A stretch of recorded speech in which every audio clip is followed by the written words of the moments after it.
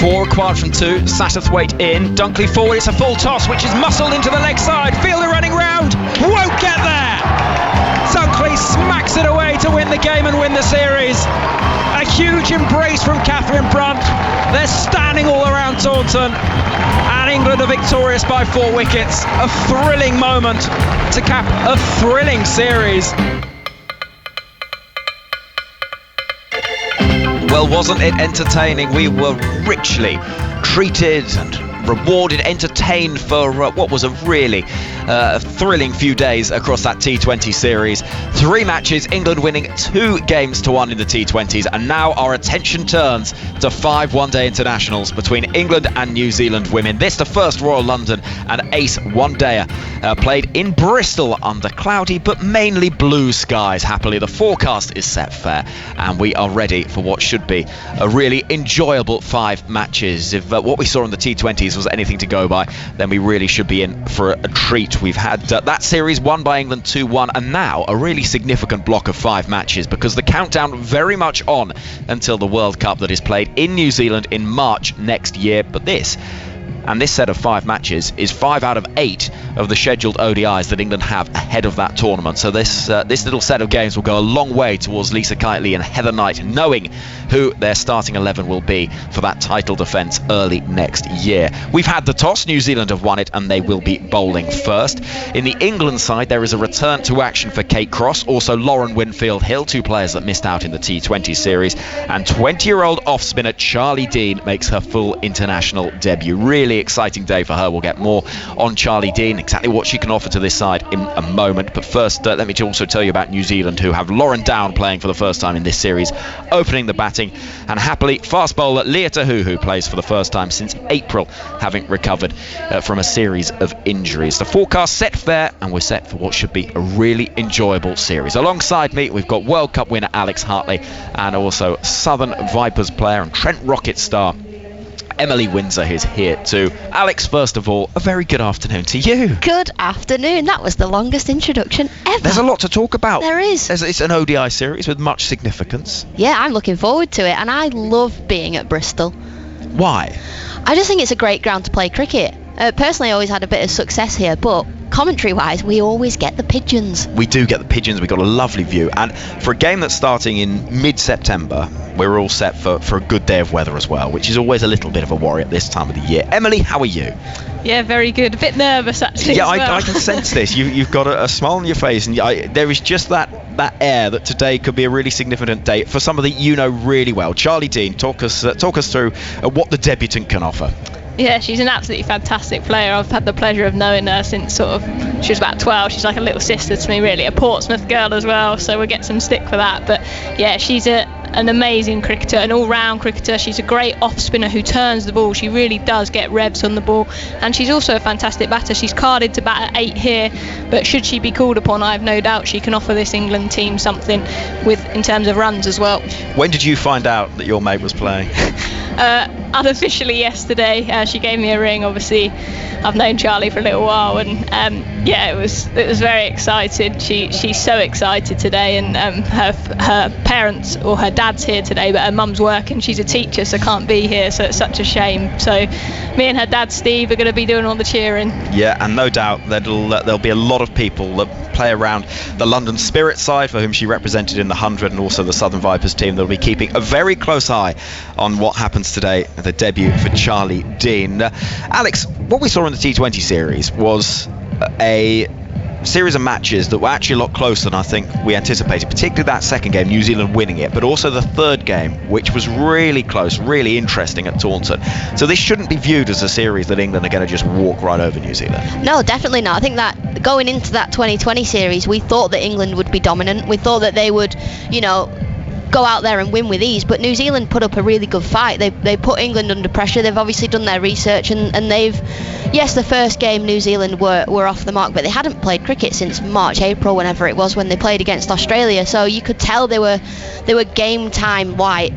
But going into this series, they've had the game time, they've been out in the middle, they've put England under pressure, and they'll be feeling confident. Yeah, and they've got a good lineup as well, New Zealand. You look down the list of players on show, and in the T20s we did see that clutch of star names is quite sort of heavily weighted at the top of the batting order. Of course, you want the likes of Susie Bates and Sophie Devine to face as many deliveries as possible, but we also saw in there that there are dangerous players, the likes of Brooke Halliday, Katie Martin, that can score big runs. Yeah, and they're coming further down the order. I tell you what, I always talk about Brooke Halliday. I think she's going to be a brilliant cricketer. She's not played for New Zealand for that long, and she's international, like new to international cricket, but I think she strikes the ball really well. She's got so much potential. It's just learning to adapt to certain situations, because she goes out there and plays her shots and sometimes gives her wicket away. England's lineup, we see a sort of familiar middle order now. We're getting quite used to seeing Jones, Dunkley, Brunt and Siver as the four, the powerhouse, the engine room, if you like, after the top order. But it's the bowling that I'm keeping an eye on here, Emily. And we've got Charlie Dean, as we mentioned, Sophie Eccleston, Kate Cross and Freya Davis. Catherine Brunt is in there as that batting, the bowling all-rounder, I should say. No Anya Shrubsole. She misses out. She's been sort of battling back from injury and she misses out. So this is perhaps what we could be looking at as we head towards the World Cup. There's quite a lot of pressure on that bowling unit to perform over the next 5 matches, particularly if Shrubsole is somebody that is struggling for injuries. Yeah, definitely, but I think Kate Cross proved earlier in the summer against India she was fantastic with the ball in ODI cricket, so I'm really excited to see her back in the side. And I think obviously Sophie Eccleston, we know what she can do. She probably didn't perform as well as she'd liked in the T20 series against New Zealand, but we know what she can offer with the ball, and she's that one that Heather Knight will throw the ball to in tough situations. So yes, it's sort of, we're seeing some new faces in there with Charlie Dean and Freya Davies, but with Brunt and Cross and Eccleston, they do have that experience as well. Our colleague Fionn Wynne has written an article on the BBC Sport website talking through how England are looking to rotate during this series. We know that Shrubsole missed the first couple of matches, and this is a chance, Alex, and quite an important one for England to try and find the right combinations ahead of next year. Yeah, every single game England play here on out, they're playing for that World Cup spot, aren't they? Everybody wants to go to New Zealand and try and defend the trophy. Every single player is under pressure to perform, and yes, you talk about, you know, Brunt, Cross being the main two seamers of this attack, but you know, Brunt's getting on a bit, and if she gets injured, England have to look elsewhere and look to replace her. So England going to rotate their bowling attack throughout this series and just purely to see what's to come in the future. And that's the thing, isn't it? They've got to be ready and know that the likes of Freya Davis, if called upon in a huge World Cup game, are ready, standing by and can do that job. Yeah, exactly, and playing international cricket, there's nothing that beats that and nothing that puts you under the pressure quite like it. So they're going to give these players the experience for if and when they're called upon. England's form since that 2017 World Cup, in my mind, England sort of dominant and tend to win most matches, not actually being as good as it might have been. 19 wins, 13 defeats. You compare that to Australia, who have lost just once and won 26 games. There is, it's quite easy to think that, England will be going into this World Cup as one of the favourites, and indeed they will. But a string of victories could be quite significant just to ensure that they do get a little bit of momentum. Yeah, England sort of have this really bad habit of losing 1 or 2 games a series, like in a long format series like this. They're not going to win all 5, because they had a phase where they lost the first game of every series back when I played, and now it seems to be the last game of every series. So there are bad habits in and around this England side, and now's a good opportunity. They've got 8 ODI games before the World Cup to try and iron those out. This game, Emily, is one that New Zealand will look at as a little bit of a find your way in it, and not quite a free hit, but they'll know that England are favourites for this. But from their perspective, there is that added weight of expectation of the tournament being at home, and also that sense that the likes of Bates, Devine, Satterthwaite, Tahuhu is a huge and potentially final opportunity for them in 50 over cricket to do a job in a major World Cup. So they'll see this series as really significant. Yeah, absolutely, and those names you've sort of read out, that shows you the strength that New Zealand have and how England can't underestimate them. But when I look at this side, the likes of Lauren Down, Brooke Halliday, who Alex Hartley mentioned earlier, that they do have some good young players in here as well that again want to prove what they can do ahead of that World Cup, keeping their place in this side for the home World Cup. I think as a New Zealand player, having it at home, see Alex played at the home World Cup here, you do have that added advantage where you've got the home crowd, so it's so important for them going into that. If they can beat England a couple of times here, they're going to let them know that when it comes to the World Cup. And they'll know that they can beat the best in foreign conditions, albeit not quite as foreign. It's not like winning in the subcontinent necessarily, but it is away from home, away from that home support, everything else that goes with it. So this is a significant series for England and New Zealand as they build towards that World Cup. Right, let's go through the two teams then, Alex and Emily. We've got Tammy Beaumont, Lauren Winfield-Hill opening the batting. The opening pair that opened during the World Cup, and actually it's a familiar top five with just Amy Jones replacing Sarah Taylor as the difference in the side that was 4 years ago winning that World Cup for England. Yeah, when I think back to that World Cup, I think how much that side has changed, but actually when it comes to one-day cricket, and the bulk of the players are still the same, so this team have played a lot of cricket together, they're very comfortable together, and do you know what, it's really nice to see Beaumont and Winfield-Hill back opening together. So Beaumont and Winfield-Hill, then it's Heather Knight at 3, Nat Siver, Amy Jones, Sophia Dunkley, who's had a brilliant summer, Catherine Brunt, Charlie Dean on debut is at 8, Sophie Eccleston, Kate Cross back into the side, as is Freya Davis. New Zealand have Lauren Down and Susie Bates, who turns 34 today, opening the batting, Maddie Green, Amy Satterthwaite, Sophie Devine is the captain and bats at 5, Brooke Halliday, Katie Martin keeps wicket, Hannah Rowe, Jess Kerr, Leah Tahuhu and Lee Kasperick, the leg spin bowler. So two teams with plenty of familiar names, but also some names in there that we know a little bit less well. But we speak about the solidity and the familiarity with that England top 5. Is there anybody in there that has something to prove, do you think, ahead of this World Cup? Or are all those players thinking, and can we expect that come March time, this will be pretty much what we'll look to see?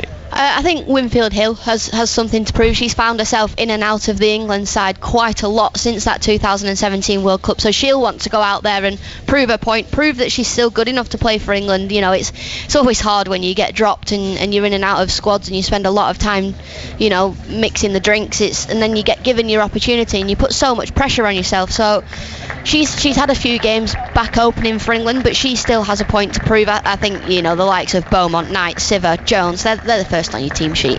You know that they're going to be there, and that those players are pretty much shoo-ins. That two sides are heading out to the middle for a moment of unity. The umpires Paul Pollard and Sue Redfern standing in front of us in the lime green and blue of the umpires' uniforms, and the England side in the black t-shirts with messages of support to ensure that cricket is a game that promotes inclusion and is a game for all. The New Zealand side in the familiar all black uniforms, and we will have this moment of unity ahead of this game getting underway under blue skies predominantly here in Bristol. The floodlights high up above us will be called into action later on today, but for the time being it is a glorious afternoon, and aren't we lucky to have such fine weather in the middle of September at the start of this 5-match series. So the two teams out there getting ready for action. I can see Lauren Winfield-Hill and Tammy Beaumont already padded up, and they'll be heading out shortly to face the opening barrage from the New Zealand side. And so I suppose the challenge for England is ensuring that they get that start, Emily, and they don't allow early wickets that could just shift the momentum, not just in this game but early in a series, to build the pressure on themselves. Yeah, definitely. As Alex said, I'm sure Winfield-Hill will be feeling the pressure, but Tammy's very experienced up top, and she'll also want to go out there and start the series well, but we know what Tammy can do. But I'm also really excited. I imagine we'll see Jess Kerr with the new ball for New Zealand, who actually had a very good last game in the T20 series, swinging the ball into the right-hander. So if she can bowl as well as she has in that T20 series, she could really put that England top order under pressure. And just finally from you, Emily, for the time being, how is Charlie Dean? You know her well, on debut. How's she feeling right now? I think she'll be very excited and nervous. Okay, how do you think she'll cope with it? I think when she's out there she'll be fine. She's such a good cricketer and an all-round cricketer that as soon as she steps over that boundary rope, she'll find her focus, and I'm sure she'll be right at home on that England stage. Well, she'll be watching England's opening batters stride to the middle in just a moment, because it is New Zealand that have won the toss. They will be bowling first. It's a side that is led by the impressive all-rounder Sophie Devine, and England led by Heather Knight will have Beaumont and Winfield-Hill to open the batting. And as we mentioned, it's that top 5 that are so familiar. But Alex, you say there is maybe just a little bit of pressure on Lauren Winfield-Hill to get a score, and these 5 ODIs, there's going to be a lot of pressure on lots of people to ensure that they stay very much in the focus and in the mind of England's selection panel ahead of that World Cup tournament. Yeah, I think you've got Danny Wyatt on the side, who opens the batting in T20 cricket, who's been given a long run to try and open the batting for England in ODIs, but she'll be crying out to get back in the team as well, and Lauren Winfield-Hill will know that. So, but every time you pull on an England shirt, there's pressure, isn't there? You know, you're representing your country. You're not sort of always playing for your place, but you're proving to people why you're there and that you're good enough. So it's an exciting time for this England team. They've got 8 ODIs to build up into that World Cup and to try and defend the trophy.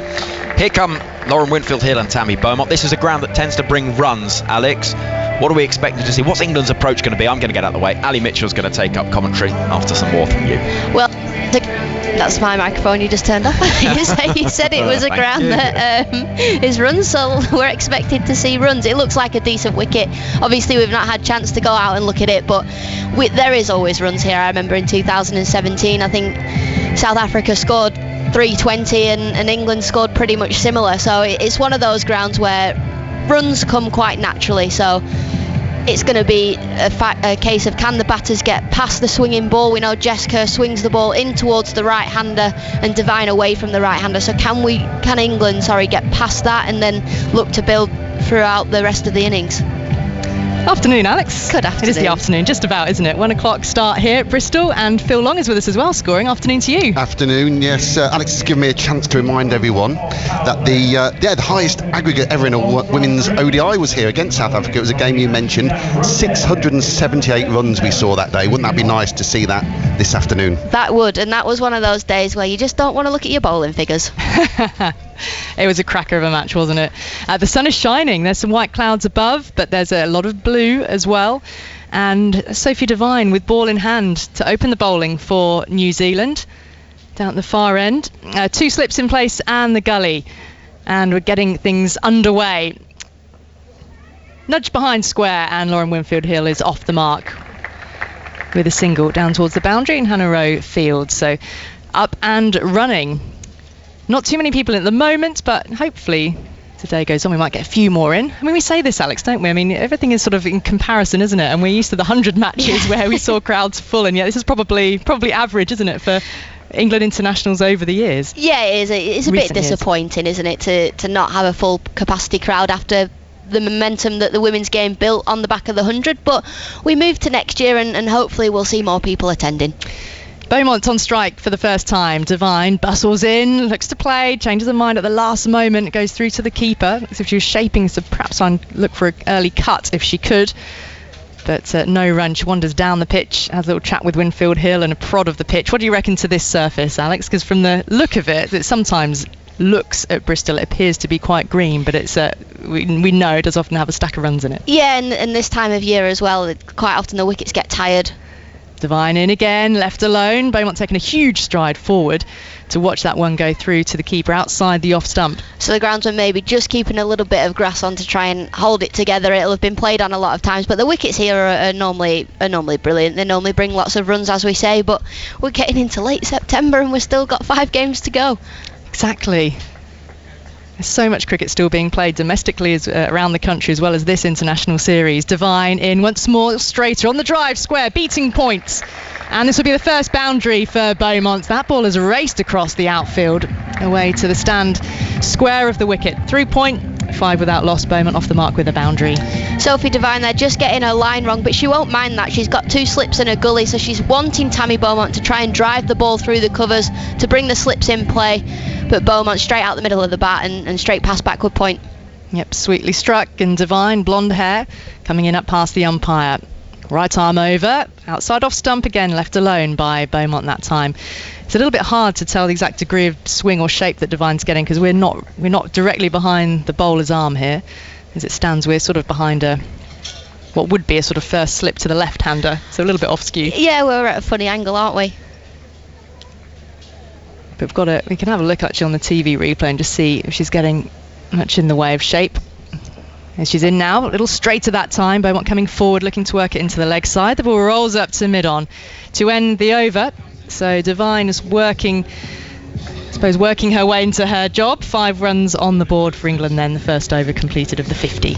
Yeah, decent over there from both sides. I think Devine wouldn't mind that drive through the covers from Tammy Beaumont and try and get those slips in play, and equally England on the flip side, they've taken advantage of having no cover fielder inside the ring and getting the ball through there. Yep, first 10 overs, the power play. People who might have got used to the 100 and, well, of course, 5 balls from each end. We're back to good old 6 balls as we have done for the T20 series. But the power play in a 50-over game is for the first 10 overs. So only 2 fielders allowed outside what is a 23-metre circle. And so just looking to see where Jess Kerr's field is going to be. She's going to be bowling from our end of the ground. And the 2 fielders out is a deep backward square leg and a deep backward point as well. So just the 1 slip in place. Got a short third. Got point extra cover, mid off, mid on, mid wicket. And Kerr comes running in. Into Winfield Hill, goes back, cuts and beats backward point, finds a fielder on the boundary, goes through for the single.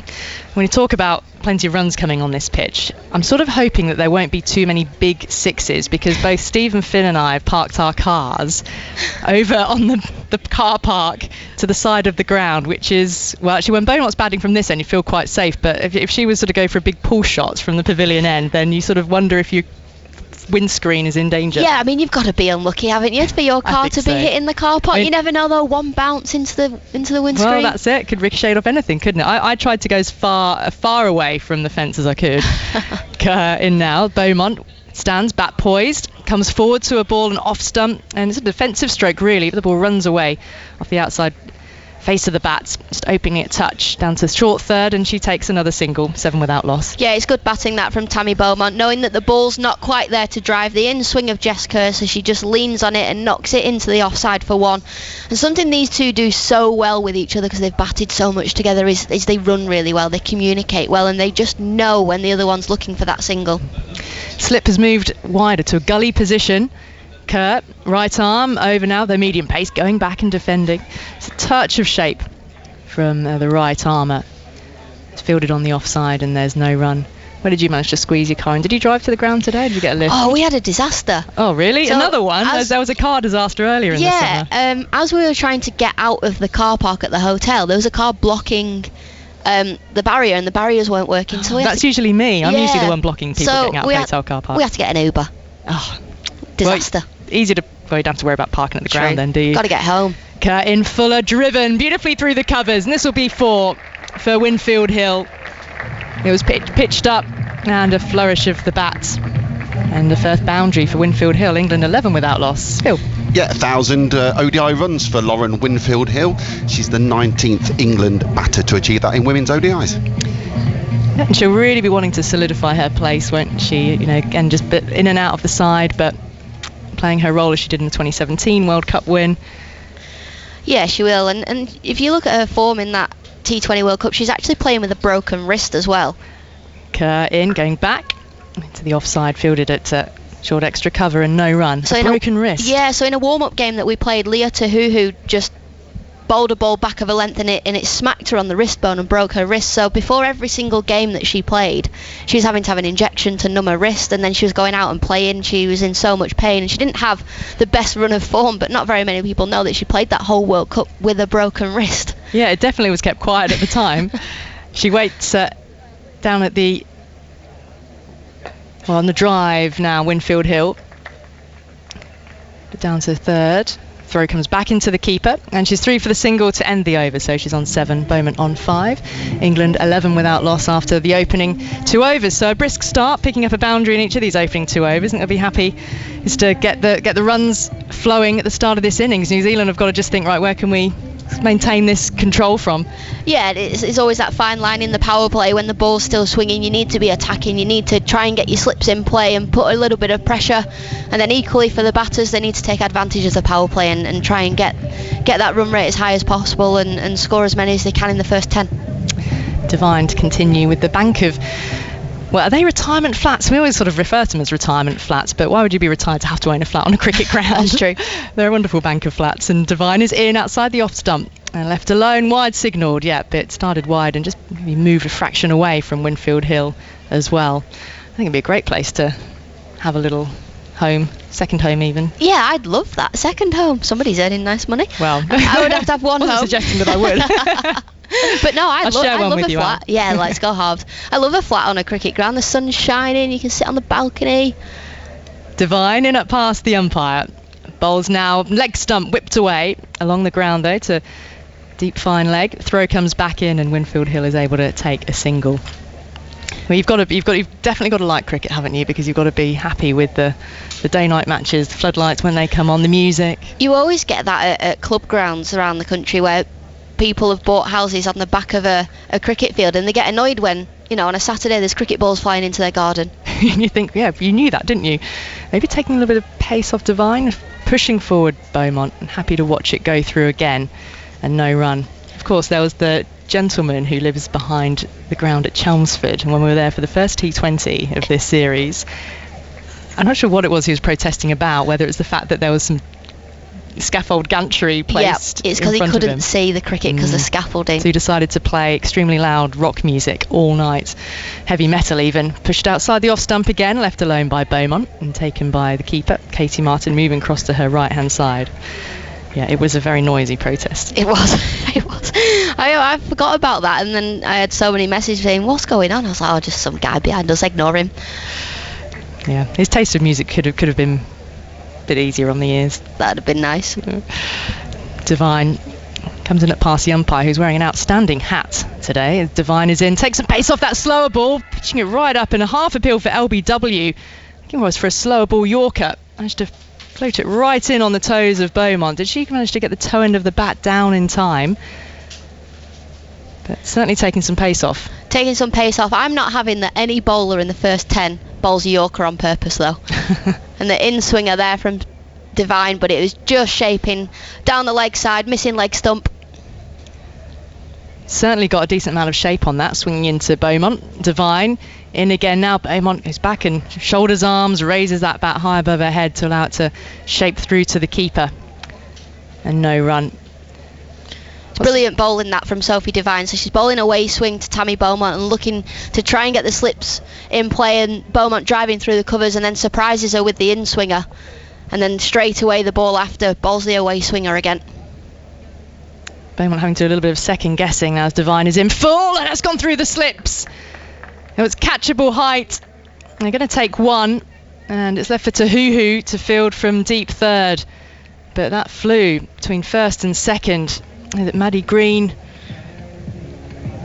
getting up to her feet, but 3 overs gone, 15 without loss. That's what they were looking for, New Zealand, but the slips, there's a big gap between them, and it's gone straight through the middle. Neither of the slips knew who to go for it. First slip went for it and just got a hand to it, but dropped it. Tammy Beaumont getting a life. An early chance. Beaumont with 6 runs to a name at that point, and Devine the bowler. But you're right, just teasing her, the away swing, the in swing, and Beaumont hadn't been able to get one away and went for the shot, outside edge found. So New Zealand have got to try and just build some pressure here on these two though. Winfield Hill on 8, Beaumont 6, 15 on the board after the first 3 overs, so it's a decent enough start. And Jess Kerr continuing, blonde hair tied back in a ponytail. Just the gully in place, no slips. This is nudged off the hip by Beaumont, not brilliantly timed, able to take one. In fact, it's the keeper, Katie Martin, who sprints almost as far as a square leg fielder in order to field. She perhaps could have left that one, saved her legs. I love that from the keeper though, a bit of intent. Katie Martin, she's always up and about, loves getting in the batter's ears as well. You can always hear her on the stump mic giving a bit of jip to the batters. Who's the chirpiest wicketkeeper in the women's game at the moment, would you say? Oh, it's got to be Martin, hasn't it? Are you giving it to her straight away? I am giving it to her. Big call. Jess Kerr in now, outside the off stump, and it would have been a full toss if it had been better directed, and Winfield Hill is looking back down the pitch as if to say, oh, was that a wide? But it pitched practically on the crease as if looking to bowl a Yorker, but it was wide. Not signalled wide, however, just wide of the off stump through to the keeper. Is Alyssa Healy not getting up there in your vocal wicketkeepers club? Do you know what? All wicketkeepers have to be vocal, don't they? True. So I can just sit on the fence for that answer, I reckon. Kerr bustling in. Bowl's now on middle and leg, and it's been worked behind square. No fielder at fine leg. It's a bit of a chase around for backwards square. Will she get there? Cuts it off, I think, just in front of the rope to save the boundary. And the throw then comes back into the middle. Winfield Hill has made it back for 2. Yeah, a decent bit of fielding there from Tahuhu, just running around to fine leg, sliding, picking the ball up and throwing it in. But it was well worked down the leg side that from Lauren Winfield-Hill. Good to see Leah Tahuhu back in the side, isn't it? It's her first game since April, and the extraordinary story of her having a cancerous mole removed from her foot and surgery in the time in between. As Kerr is in again, Fuller looking to drive, hasn't timed it. Winfield-Hill up to mid-off and straight to Sophie Devine and no run. But she's rapid. Looking forward to seeing her have a bowl when she comes on. I was about to say she's one of the quickest bowlers in the women's game, so it's so good to see her back. Played with her quite a lot in domestic competitions, so I've been gunning for her to be fit, and so good that, you know, she had that mole removed and everything's fine, but things went from bad to worse for her, bless her. Kerr in again. It's been full. This is flying away over wide gully. It's come off the outside top edge of the bat, aerial, but not in danger of a catching chance. Fielded at deep third, and Winfield-Hill completes the 1 and 19 without loss in the 4th over of the innings so far. So when you've played with her domestically, I'm guessing you haven't had to really face her too much. You managed to avoid that. I'd have, and there was one rule when we both played for the Surrey Stars: you are not allowed to bowl at me in the nets. Did she actually stick to that though? She did. Good teammate. Kerr in now, pitched up again, and this will be 4 for Beaumont on the drive, beating cover, and the ball whistling away down to the boundary. So something of a release shot at the end of the over. And so Beaumont moves on to 11. 4 overs gone, 23 without loss, England. We were chatting before the game about how tight the T20 series had been. These teams, in terms of ODI, 73 times they've played. There's been a couple of ties and no results. England lead that's 36-35, and in games in England they've played 31, and England lead that 16-15. So all very tight. It's a long time since they last met in Bristol, isn't it, Phil? It is, way back in 1984. A long time ago. I wasn't commentating on that one. No. I wasn't even a thought. Well, I was that, I think. In goes Devine down the leg side. Winfield-Hill shaped to follow it and try and tickle it away down to fine leg, signalled wide by the umpire. And I mentioned the umpire's hat. I mean, these hats, are they the standard umpire's hats? Because I know we're a bit of a distance away, but it looks a little bit as if Paul Pollard's got some kind of a Cobra.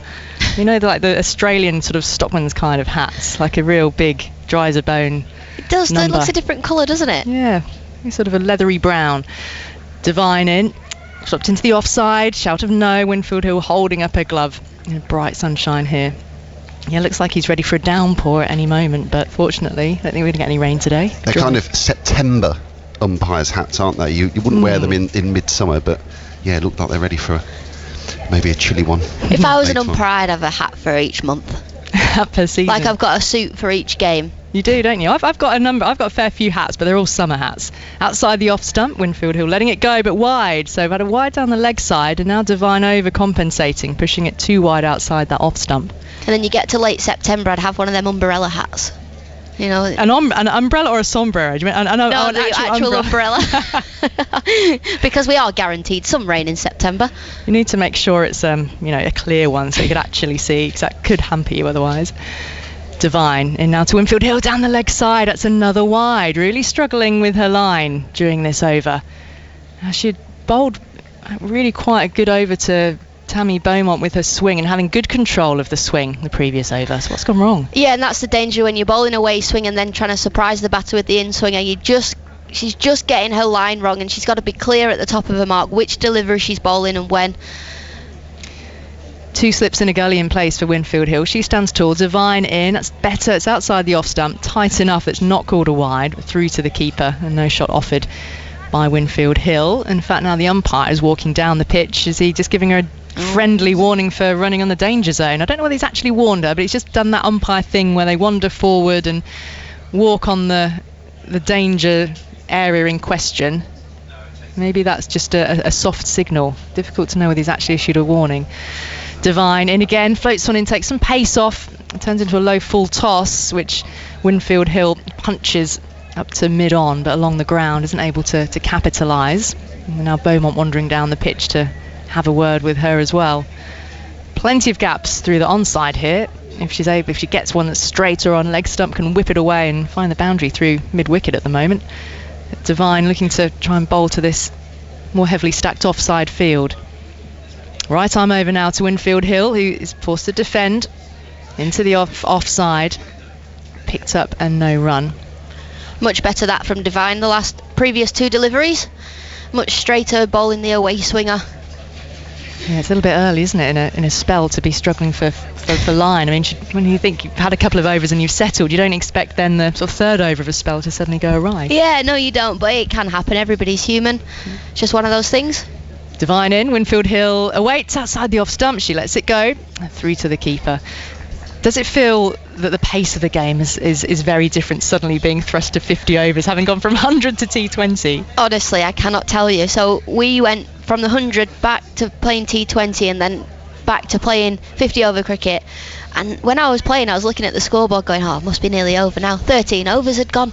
I was like, this is going to be a long day. I think I'm getting a bit peckish now. Yeah. Time for a breather. Devine is in full, driven, it beats the fielder at extra cover, and that is the boundary for Winfield Hill. Beautifully driven, as along the ground all the way. The fielder was there, but couldn't get down quick enough to save the runs. 30 on the board then. Winfield Hill has 15, Beaumont has 11, and we've had 5 overs of this New Zealand innings after Sophie Devine won the toss, opted to have a bowl first. Alex Hartley, World Cup winner, is with us, and Alex, I'm making way. Henry Moran's coming back in. Yeah, I've just seen that replay of Winfield Hill's extra cover drive. What a shot that was. When you talk about cricket and talk about hitting the ball through the covers, that was executed perfectly from Winfield Hill. But I think it's been a pretty evenly poised, first 5 overs or so for these 2 teams. Yes, England have got 30 runs on the board and they'll be happy with that, but there's been a couple of chances. Hello again, Alex. Hello. Right then, here comes Kerr. 3rd over, bowling right arm over. It's chopped into the ground, and as far as fielder, that's sort of gully region, really. It's an interesting looking field, this, from New Zealand. We've got a short 3rd, a gully, cover point, cover, and then that sort of deep point thing. Yeah. It's a very unusual looking field. It is, and I think that's because Jess Kerr bowls in swing towards the right-hander, but she starts the ball wide outside the off stump. She's in now, it's full, driven away, and straight to the hands of that fielder at point. So if there's going to be an edge, it's going to be the batter trying to drive the ball through the covers, so it's going to be a thick edge, therefore it'll fly to gully, or go down towards that backward point region.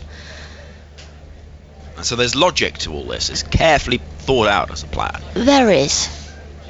Jess Kerr, who had a reasonable time in the T20 series, picked up a couple of wickets, is moving in now in the sunshine. A delivery that sees Beaumont deep in the crease and pushing the ball into the offside. And there is no run. Phil Long and I had some dinner last night. You joined us as well, Alex. We found, quite extraordinary place for a bit of food and a drink. The karaoke started. The karaoke did start. I couldn't believe it. I tried to get you on the karaoke and you were having none of it. No, I didn't want to risk the voice ahead of today, because it was here, actually. I had one of my great commentary scares, actually, driving to this ground. No voice. Yeah. I mean, and that's quite crucial, isn't it? Quite important. In comes Kerr to bowl to Beaumont, forward in defence, and there is no run. The score remains at 30 without loss. What would your review of that karaoke be? There was one guy that was quite good who did Living on a Prayer by Bon Jovi. He was all right. There was one that was really horrific. Well, there was quite a few songs absolutely murdered, wasn't there? It wasn't, it was a mixed bag. Here comes Kerr to vault to Beaumont. It's driven away, lovely piece of timing, pitched up, and Beaumont with a flourish of the bat smacks it away through the covers to pick up 4 more runs. England 34 without loss. And with that shot through the covers, that half volley from Jess Kerr, Sophie Devine signals down to fine leg to Leah Tahuhu to tell her to warm up. So she's had enough of this. And that was a bit of a gimme for Beaumont. Just one of those, as long as she managed to pierce that gap, it was always going to bring a boundary. It's a quick outfield, this, and it looks like a good pitch as well. England making good progress early on. Kerr moving it again, and another full delivery that's left alone this time. It's on sort of Yorker length, just outside the off stump. Beaumont watches it through. 6 overs gone, 34 without loss. Because it was here, driving here a few seasons ago, maybe 2 or 3 seasons ago. Tina Turner came on the radio, and I love a bit of Tina. Who doesn't? And I can't remember what the song was. It might have been What's Love Got to Do with It. And there's a bit where there's a key change where it goes quite a lot higher, and I absolutely gave it some, and my voice went. Oh no. And I thought I was all sorts of trouble, and I thought that there was the real potential that there would be no voice available for the whole game, but we got through it. There we go. And that's why I didn't do the karaoke last night. I didn't want to risk that. We've got, what's going on here? We've got hand spray being put on for all the players. There's a hand sanitizing little moment. I think the 12th and 13th for New Zealand forgot about, after every 6 overs you've got a hand sanitizer, and they didn't take the hand sanitizer on, so we just had a brief stop in play. Well, we are all sorted now. 34 without loss. That scoreboard to our right reads the flats, balconies in the distance reasonably well occupied, as we see England in a very healthy position. Phil Long, what have you got? You're poised. I was poised. I was going to mention that this is the already the latest ever women's ODI held in this country in a summer. What, this game is? This game is, yeah. The That's latest right. before today was the 9th of September, when England played India back in 2008. Start of a new over as Devine bowls from the far end, and it's driven as far as cover. The latest the men have played an ODI was back in 2017 on the 29th of September. And although I wasn't there, I did hear a lot about last year at Derby when England played a T20 on the 30th of September. Been described as the coldest game ever, I believe. It was, and it rained and it was reduced, and it was just a horrible day. Yeah, it wasn't a good one, that. Devine bowling to Winfield Hill, who drives with a very straight bat up as far as mid-off. It was one of those where you thought cricket isn't meant to be played at this time of year. I mean, it's not, is it? It's not summer. 30th of September. It's nearly Christmas. 100 days. 100 days till Christmas. Gosh, I swear the years are getting shorter and shorter. You're going to have to elaborate. Here comes Devine again, right on over. Winfield Hill waiting, pulling that ball away. It sat up beautifully for her, and it's swatted to the boundary at mid-wicket. No protection out there, and England opener happy to punish that ball, pick up 4 runs to see the score move to 38 without loss midway through the 7th over. Yeah, short ball there from Sophie Devine, but there's no fielders on the leg side. We've just got a fine leg and a mid-on, so Winfield Hill able to just slap that into the onside. There goes our friend the pigeon, flying past. They do sort of run though. In comes Devine to Winfield Hill, dropping that ball into space, picking up a single, 39 without loss. But that one was definitely flying. Well, mid-air, so I hope he was flying. If he was running, he was going very fast. England in a healthy position, 39 without loss. So you think the years are getting quicker? Yeah, so I just think each year I get older, it feels like it's going quicker and quicker. They say that's what happens. Phil? Why are you pointing at me? Devine bowling to Beaumont, who's forward, pushing that ball past the bowler, and actually times that defensive push well enough to pick up at least 2 runs as Rowe will run round in the distance. Pick up, and England move to 41 without loss. But of course, if you're 10, a year is a 10th of your life. Yeah. And if you're 100, it's 100th of your life. So it is quicker. It's a lot less time as a proportion of your life. You've lost me. But you say that, and I would counteract it as in comes Devine bowling to Beaumont, defensively prodding that ball into the offside, and there is a dot ball to finish the over. 41 without loss. We're going to say goodbye to Alex in just a moment, but just to counteract that, how come when you do like double maths at school, it might be your 50th double maths lesson, but it still feels just as long? Because it's maths. It's because it's maths. Okay. Yeah, right. That's the simple thing. You at school, it's a double lesson. We're talking about the years flying by, Yeah. and saying things like it's only 100 days till Christmas. Alex Hartley, thank you very much for the time being. World Cup winner, part of our team here, has been all through the summer on television and on radio. As we've brought you the 100 and test matches, everything really. If it's happened on the field, we've brought it to you on the radio and on the television. You can watch in-play highlights, I should say, during the game of this first ODI of this series, and throughout the series we've got a live text commentary page. There's a full highlight show as well on the BBC Red Button and iPlayer later on. And also the cricket continues from all over the world, because on 5 Live Sports Extra we're going to also have coverage of Australia women against India women. Should be a great series. That starts on Tuesday, so we'll have commentary of that series too. So whatever's happening, you will hear it here on Test Match Special. Isabel Westbury, former Middlesex captain, is alongside me, and we see Tahuhu bowling for the first time in a long time. This slingy action, right arm over, defended by Winfield Hill, and Izzy, a significant return for Leah Tahuhu, because she's been away from the game and international cricket since April. Yeah, chomping at the bit. I've heard she had surgery for that cancerous mole, I think it was on her foot, and wants to get back in the fray.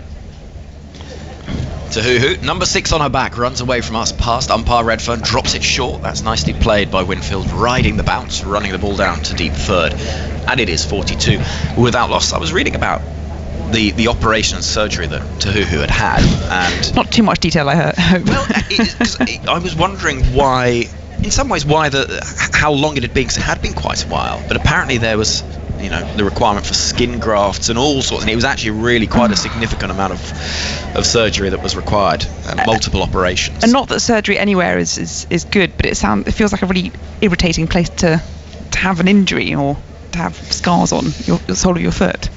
Tahuhu bowling to Winfield Hill, to Tammy Beaumont, I should say. It's played up the ground as far as row at mid-on, and there is no run, 42 without loss. I think she's playing, so that's good. She is, and I tell you what, she's missed it, but I think New Zealand have missed her as well. They haven't had a great run of things in ODIs over the COVID period. I mean, to be fair to them, they played against Australia and England. Sort of England was sandwiched in between 2 Australian series, and they're not bad teams to play against. So Tahuhu running in again, long sleeves, bowling to Beaumont, who's cramped for room a little bit, and plays the ball into the ground towards backward point. Phil.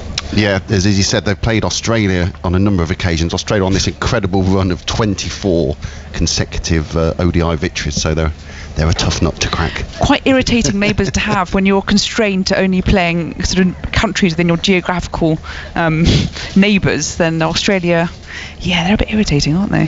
Here comes Tahuhu, running to bowl to Beaumont, who gets in a bit of a tangle as the ball hits high up on the thigh pad and drops into the leg side. This has been a decent start from Tahuhu, who's conceded just the 1 run from the first 5 balls that she's bowled. Yeah, it's been good to see. I think the last time I watched her live must have been the 2017 World Cup, and she's always been quite a fast bowler, but she comes with such a wide angle that her radar can now and again. She was spraying it quite a lot in that, 4 years ago now, but she's on the money at the moment. She's moving in once more. A dozen or so paces into bowl to Beaumont, who will get 1 down to deep third to keep the strike and move England's score to 43 without loss after 8 overs. She's not quite as slingy as Lasith Malinga, but there is an element of that sort of straight arm out to her and then hurling it down, which does lead to the ball spraying all over. Yeah, I feel as though Malinga's probably quite safe with nobody quite being as slingy as him. Having said that, we're starting to see more unconventional actions come into the game when you think about Jasprit Bumrah and the way that he bowls. Remember Sean Tate as well, he was always just had no idea where things were going, the fast Australian bowler. And I think we've sort of gone past that sort of that textbook formula, whether you're batting or bowling. It's unconventional actions in both disciplines are all the rage these days. And in many ways, it's been sort of understood now that as long as it brings reward, that actually the unconventional nature of things can really benefit a side, because it's much harder to prepare to face Jasprit Bumrah if you've never faced what it actually looks like. It makes me want to cry all the years that I spent trying to get that top elbow right. Rather than just hitting it or bowling it. Beaumont on 18 hits the ball down the ground as far as mid-on, and there is no run. Oh, was that a single? They got a single. 44 without loss. They scamper through for the 1. Must have been where I went wrong. Just hit the ball. It's a simple game, really. Moving in the far end of the ground comes Rowe, 44 without loss. That's Winfield Hill on 21. Waits, and it goes down the leg side, and there's a peel for caught behind, and she's gone. Horrible way to go, just a little tickle down the leg side. It wasn't a great delivery from Rowe, but she will not mind 1 jot as Lauren Winfield Hill turns, walks off, and England lose the first wicket, 44 for 1. She knew straight away, didn't she? That horrible strangle down the leg side. Went for a sort of way where it was quite a full length as well. I thought for a moment that it maybe had brushed the pads more than anything, but must have got a whiff of the bat there as well. The keeper adamant that Winfield Hill was out. And while she passed 1,000 runs during that innings, but she's gone for 21. Not a bad start though by the England pairing. No, she will just be so frustrated on a sunny day on a good track and a quick outfield. It feels like a day for a big score. And to have negotiated the first little bit of threat from New Zealand to fall in the manner that she has will be such a frustration. I should add that she's passed 1,000 runs in ODIs, not in that innings. I mean, that would have been quite remarkable. That would have been quite the start. But she entered this game needing 3 more to get to 1,000 runs, so she's gone past that landmark. But she's gone Lauren Winfield Hill for 24, and Heather Knight. It's a very reassuring sight, I think. Sometimes you have those batters that sometimes your heart just goes, everything's all right now. It'll all be. I used to find that with Jonathan Trott early in his career. Yeah, no, I think you're probably right. He scored a century on debut. He did at the Oval. Test debut. So. Yeah. So there was always that feeling that it's okay. Do you think you need to have scored a really big 100 in a test early on in your career to have that? Because Heather Knight did that as well, 150 odd in her first test, I think it was, against Australia. Back in 2013, yeah. Maybe it sort of reminds people that there is 44 for 1 is the score. England 44 for 1 in the 9th over of this first one day, the first of 5 matches that will go a long way for England in terms of finding out the formula that will work for them as they head towards the World Cup and their title defence early next year in New Zealand. We've seen the wicket of Lauren Winfield Hill a short time ago, caught down the leg side for 21. The captain Heather Knight has joined Tammy Beaumont in the middle. Sunny day here in Bristol, the first of 5 one-day internationals. England 44 for 1 in the 9th.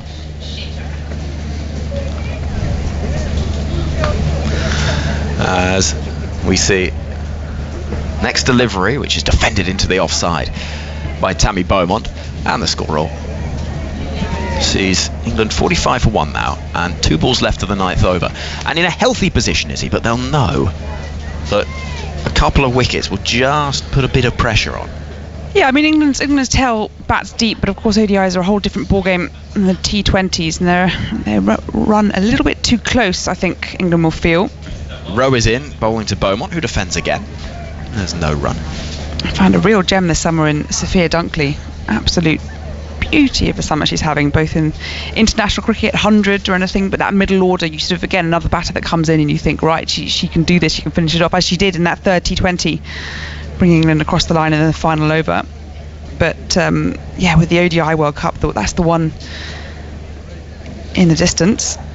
Final ball of the 9th over is Beaumont again, this time deeper in the crease defence, and there is no run. 45 for 1 then the score. A successful over, just the 2 runs from it, from the bowling of Hannah Rowe and the important wicket of Lauren Winfield. Just add another nice bit of trivia. This is Hannah Rowe's 5th match against England, and it's her first wicket.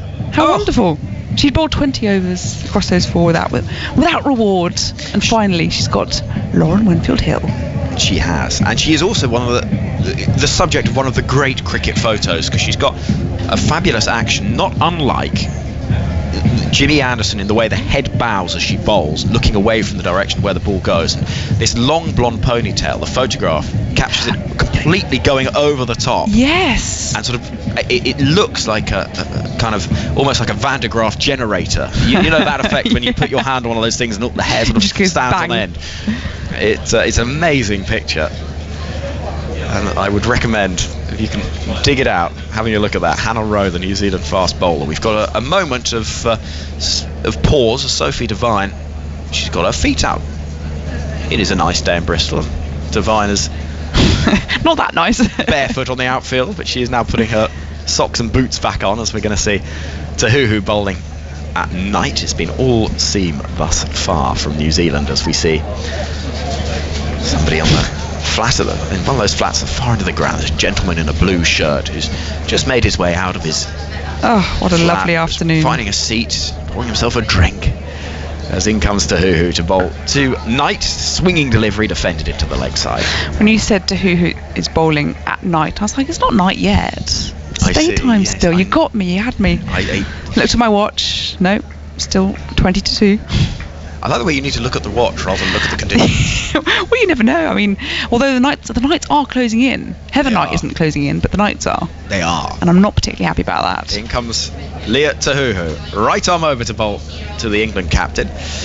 who works that ball down towards deep third for a single, running off the face of the bat, and England 46 for 1. Yeah, there is that sense now, isn't there, that it's just when you go to a cricket ground, the squares look well used. There's that, a bit like at the back end of Wimbledon when centre court is sort of scratched and a little bare in places, and you know just immediately, you could see a photo and you'd know what time of year it was.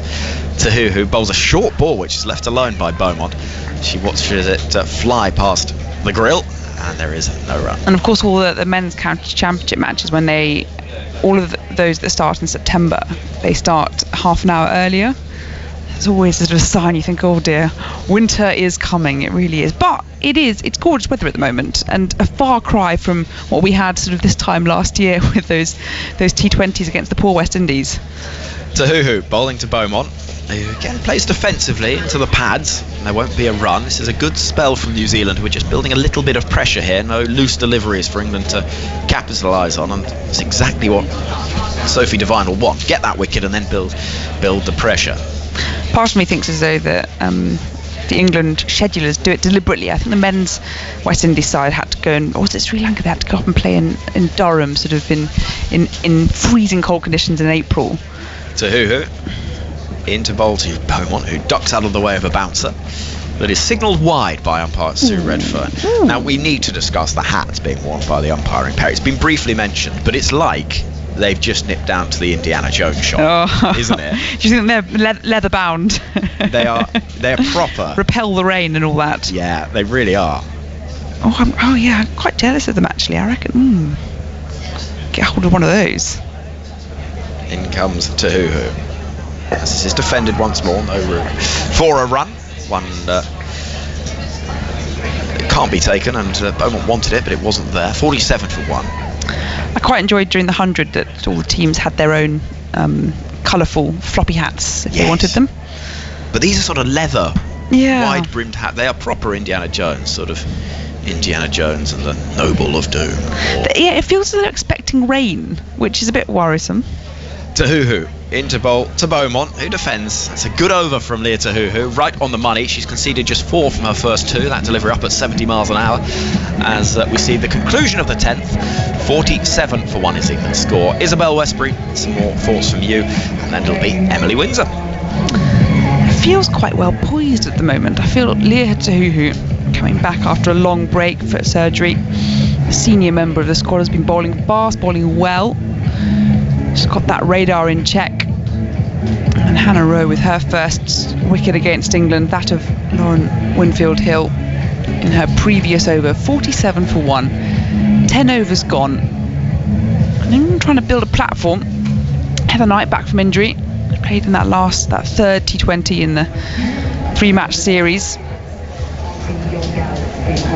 Phil, sorry, No, that's okay. That's okay. At the end of the power play, 10 overs gone. Just 6 runs from the last 3 overs and that wicket of Lauren Winfield-Hill.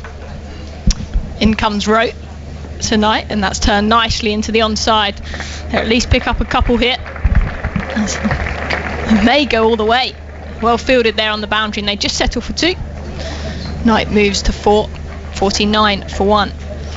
They seem to have changed their lengths, Izzy, and lines. I feel like these two, since Rowe and Tahuhu, they're hitting that hard length as opposed to Kerr, who was potentially trying to bowl fuller up front. Yeah, I think you're right, and making the batters play at every single shot here. All working in place. Short mid-wicket and short extra cover as Rowe in tonight. Again, turned onto the onside. They come through for a single. Bowling a very straight line, which is slightly odd considering they haven't got many on the leg side at the moment. So it's been quite easy for them for England, as they bring up the 50 in fact, to angle it around off their bodies as well. So 50 up for England in 10.2 overs.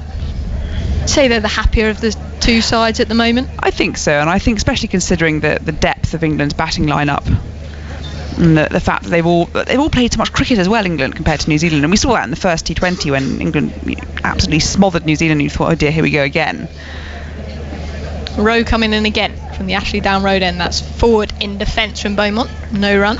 But even though New Zealand have got going and got more cricket under their belts, I mean, England have had a whole summer of all formats. Test, 1 day, T20, 100.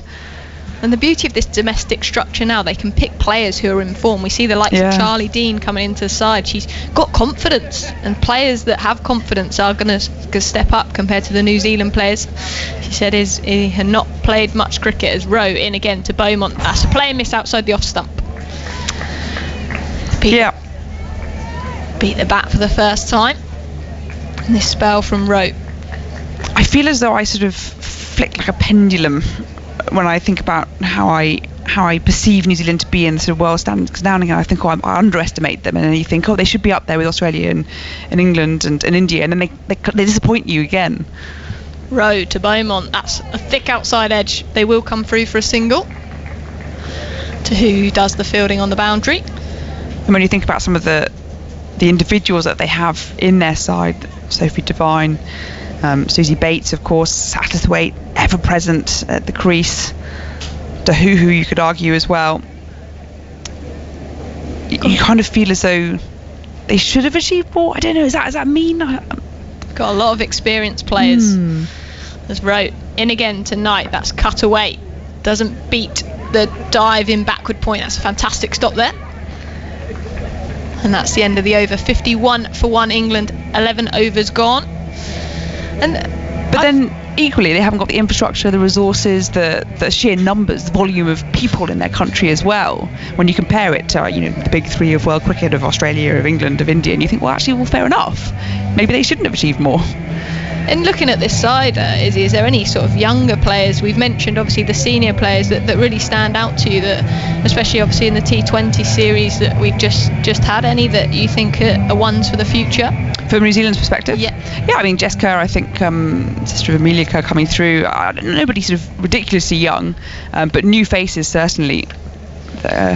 Tahuhu to continue from the pavilion end as she bowls to Beaumont. So that's here on the pad. There's half appeal, but definitely going down leg side. I mean, when you think about Brooke Halliday's in there at the middle order, she's 25, Jess Kerr's 23. So it's not as though there's sort of any whippersnappers coming through and bright sparks, but new faces, I think, that are starting to fill out that depth of the New Zealand team, whereas perhaps in the past they would have relied very heavily on the Bates and Devines, and if they didn't fire, we kind of saw in the T20 that actually there are others that are putting their hand up now. Tahuhu in again with the red boots. She bowls to Beaumont. That's played down to third man. Nicely controlled from Beaumont. Sheer move to 21. 52 for 1 England. And obviously Amelia Kerr's not come on this tour for mental health reasons. She's one that they definitely miss in that side with both the ball, and she was coming to fruition, wasn't she, with the bat as well? Oh yeah, she's got a ridiculous century, didn't she? It was against Ireland a couple of years back. We're getting the nod from Phil. Oh yeah, well he'll give us the full numbers. It was 177. Am I going crazy? No, he's going up more. Sorry. He needs to give us the numbers if he's just waving his hands. Tahuhu in tonight again. That's forward in defence with no run. It was a long way up. It was 232 not out. Oh my goodness, I was way out there. And New Zealand made 491 for 4 that day against Ireland. In that series, in fact, they batted first on each occasion. Their scores were 491 for 4, 418 and 440 for 3. So they did rather well with the bat in that series. But do you think they're missing that Amelia Kerr here? I mean, absolutely, she's a world-class player. I think any team in the world, even Australia, would miss somebody like her. Short extra cover and mid-wicket again as Tahuhu in. That's an outside edge. Comes through to Bates at extra cover. Will be no run. And I mean, if I look at Amelia Kerr's batting against the sort of the bigger sides, Ireland notwithstanding, she's a force of the ball, isn't she? More so than with the bat. I think yes, absolutely, New Zealand will miss her, but it's an opportunity, isn't it? And hopefully for New Zealand, she'll be back fit and ready to play in the World Cup, the home World Cup, as Tahuhu in again, in defence again from Knight. Tahuhu bowling up at 69 mile an hour. She's been one that has been a quicker seamer on the circuit for a while. No, she absolutely has, and I think now that last few years you've got others that are starting to join her, but she's been I think for the last decade really up there challenging the speed gun. Tahuhu tonight again driven nicely through the offside, but again a great diving stop She can't pierce this offside field. Knights, end of the over, Knights on 5, Beaumont on 21, England 52 for 1. You got Shabnam Ismail from South Africa. I mean, Izzy Wong coming up through for England as well. Taylor Vlemink in Australia. If she can stay fit, keep her knees fit. Starting to challenge and look to try and break that. I guess what are they trying to look for? 75 miles per hour. I think it's 80 miles an hour. Well, Izzy Wong stated, hasn't she? Yeah. She wants to get to 80. I think 75 around that is the fastest clocked women's. Yeah, I think it's exciting actually where the game's going, and the more resources that are put into the women's game, we're going to see more and more professionalism, and I can imagine the speeds are just going to keep going up and up. And Izzy Wong has definitely made it one for herself. She wants to get to that 80 mile an hour. I think Catherine Fitzpatrick was clocked at 75 miles per hour a while back now. In comes Rowe again to Beaumont. That's a full delivery, but just played to extra cover. And it's that constant topic of conversation, why has it taken so long to find someone to across the world to rival that, to exceed it? Give it time. Why do you think it is? Do you think they ever will get that 80 mile an hour? Yeah, I think so, absolutely. With more women playing. In comes Rowe. Beaumont advances, and that's turned nicely down to the fine leg sweeper. Will just be a single. But Beaumont moves to 22. I think Fitzpatrick was in a way sort of a freak of nature at her time. She just stood out, head and shoulders above the rest in terms of her athleticism and obviously her speed. But now you've got a bigger pool of players, you've got better fitness, better diets, the technology is better as well, more support. And would you say we need 6 foot tall women, or is that not a prerequisite? Well, not necessarily. We're going to put them in grow bags as Phil's suggestion. As Rowe in again, driven nicely from Knight. This splits the fielders this time, and this will be 4 runs. She moves to 9. England 57 for 1. You don't necessarily need height in order to bowl fast. I mean, if you have the two together, then it's a potent combination, absolutely. We've seen that in men's cricket, but being height isn't necessarily a prerequisite to bowling fast. I mean, Shoerbacter wasn't the tallest. I mean, Bretley was reasonably tall, but didn't use their height necessarily to generate that speed. Had some basically skiddy fast bowlers. Darren Gough, of course, in the past. In comes Rowe. Again, what's her reply tonight? She bowls, this time on the leg side, clipped nicely. And that beats the fielder at mid-wicket again. The fielder does come round, but they pick up a couple. Score just ticking on nicely and easily here for England. And I think about one of the fastest bowlers in the women's game right now is Shabnam Ismail, and she's hardly 5 foot. I mean, okay, that's exaggeration, but you know what I mean. She's not a fast, tall, bouncy bowler. She is a whippet. So no, I think if you can get it together, then poor batter. That's all I can say. As Rowe, who is a tall, quick bowler for New Zealand, in again, that's full and played back to her by Knight.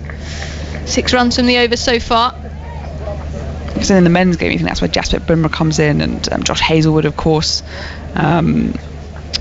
He's got a very tall, high action. Stephen Finn, who's behind us. He's a tall What's man. the ball these days? 70 miles an hour? Something like that? He's nodding at you there, is he? In comes Rowe again tonight, and that's wide and played only to the cover fielder. Rowe got away with that one there. Yeah, and this is where England, I think, 13 overs gone, 59 for 1. Start to think, especially Beaumont 22 not out, Knight there on 11.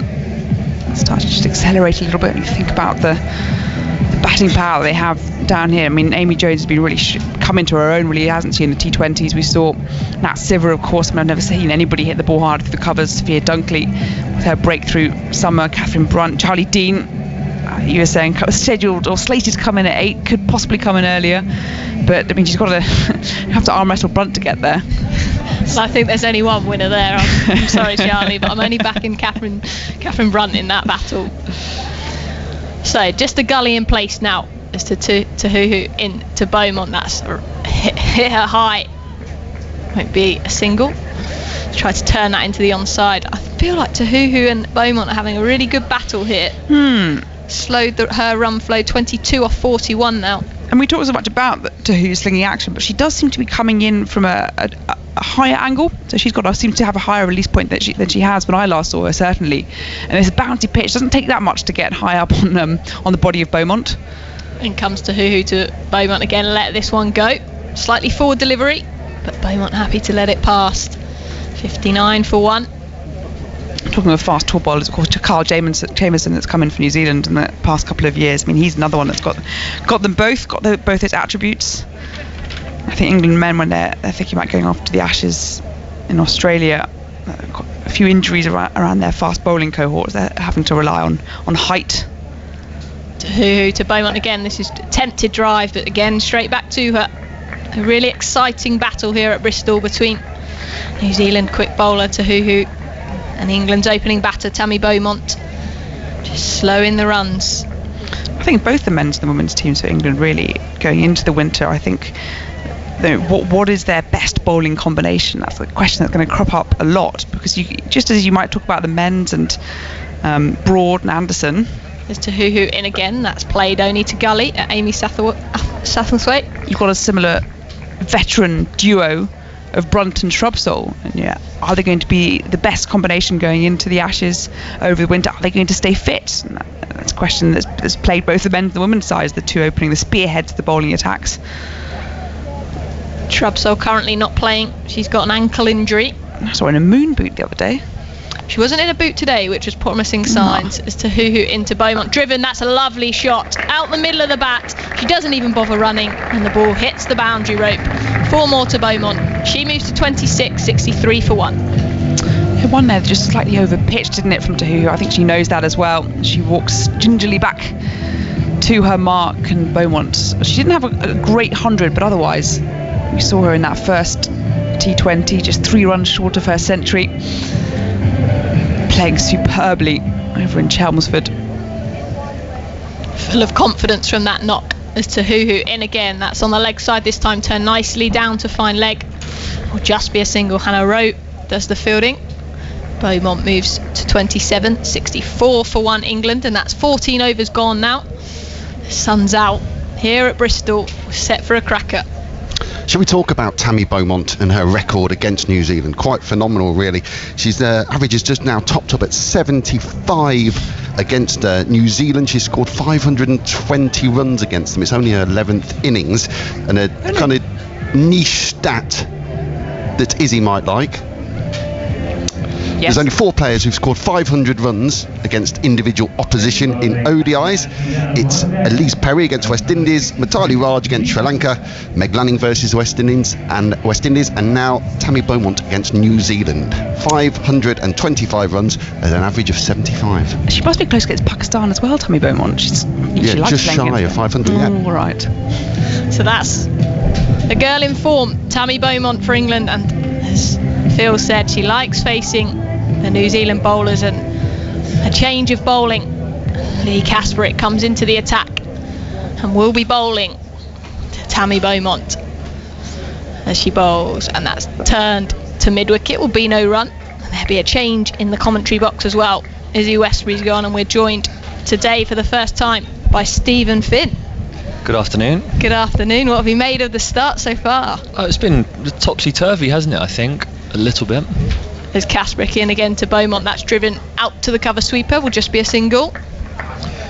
Yeah, it felt like England got a little bit of a flyer. Then New Zealand's change bowlers have come back on and sort of strangled back the run rate. It feels as though Tahuhu from this end has got some good bounce. I know you guys have been talking about it, slightly slingy action, but has got probably the most bounce out of the surface that we've seen. And yes, it does at the moment look green as we look at it now. It's Kasperek, the leg spinner, in again. Bowls tonight. That's turned to mid-wicket. Will be no run. It tends to mean that the ball just skips on a little bit better here at Bristol, as opposed to looking at a green surface like that and thinking it's going to move all over the place, which might have been why New Zealand felt as though they had to bowl first. Kasperek tonight. That's outside the off-stump, driven to Susie Bates at extra cover. But it does seem to be the sort of wicket that it does just skip on a little bit nicer, and you can hit through the line of the ball, which we saw in those first 2 overs. But I think the New Zealand bowlers since then have actually done a really good job to keep the run rate under control. holding tight at the stumps as Kasprick in again. This one's outside the off stump, cut away. Only to point. Knight just keeps finding the fielders here. 11 off 17 now. She's got a couple out the middle, but she just can't seem to split the field. 65 for 1 England. That's the leg spinner, Kasprick. Top of the mark again in tonight. This time driven out to the cover. Sweeper will just be a single. Sheer move to 12. 66 for 1. 15 overs gone. What we have coming up on BBC Radio 5 Live, we've got T20 Blast Finals Day. That's this Saturday. Full coverage from 10:45. Come on then, Finn. Who's going to win that? Well, Sussex, obviously, because they're my new team.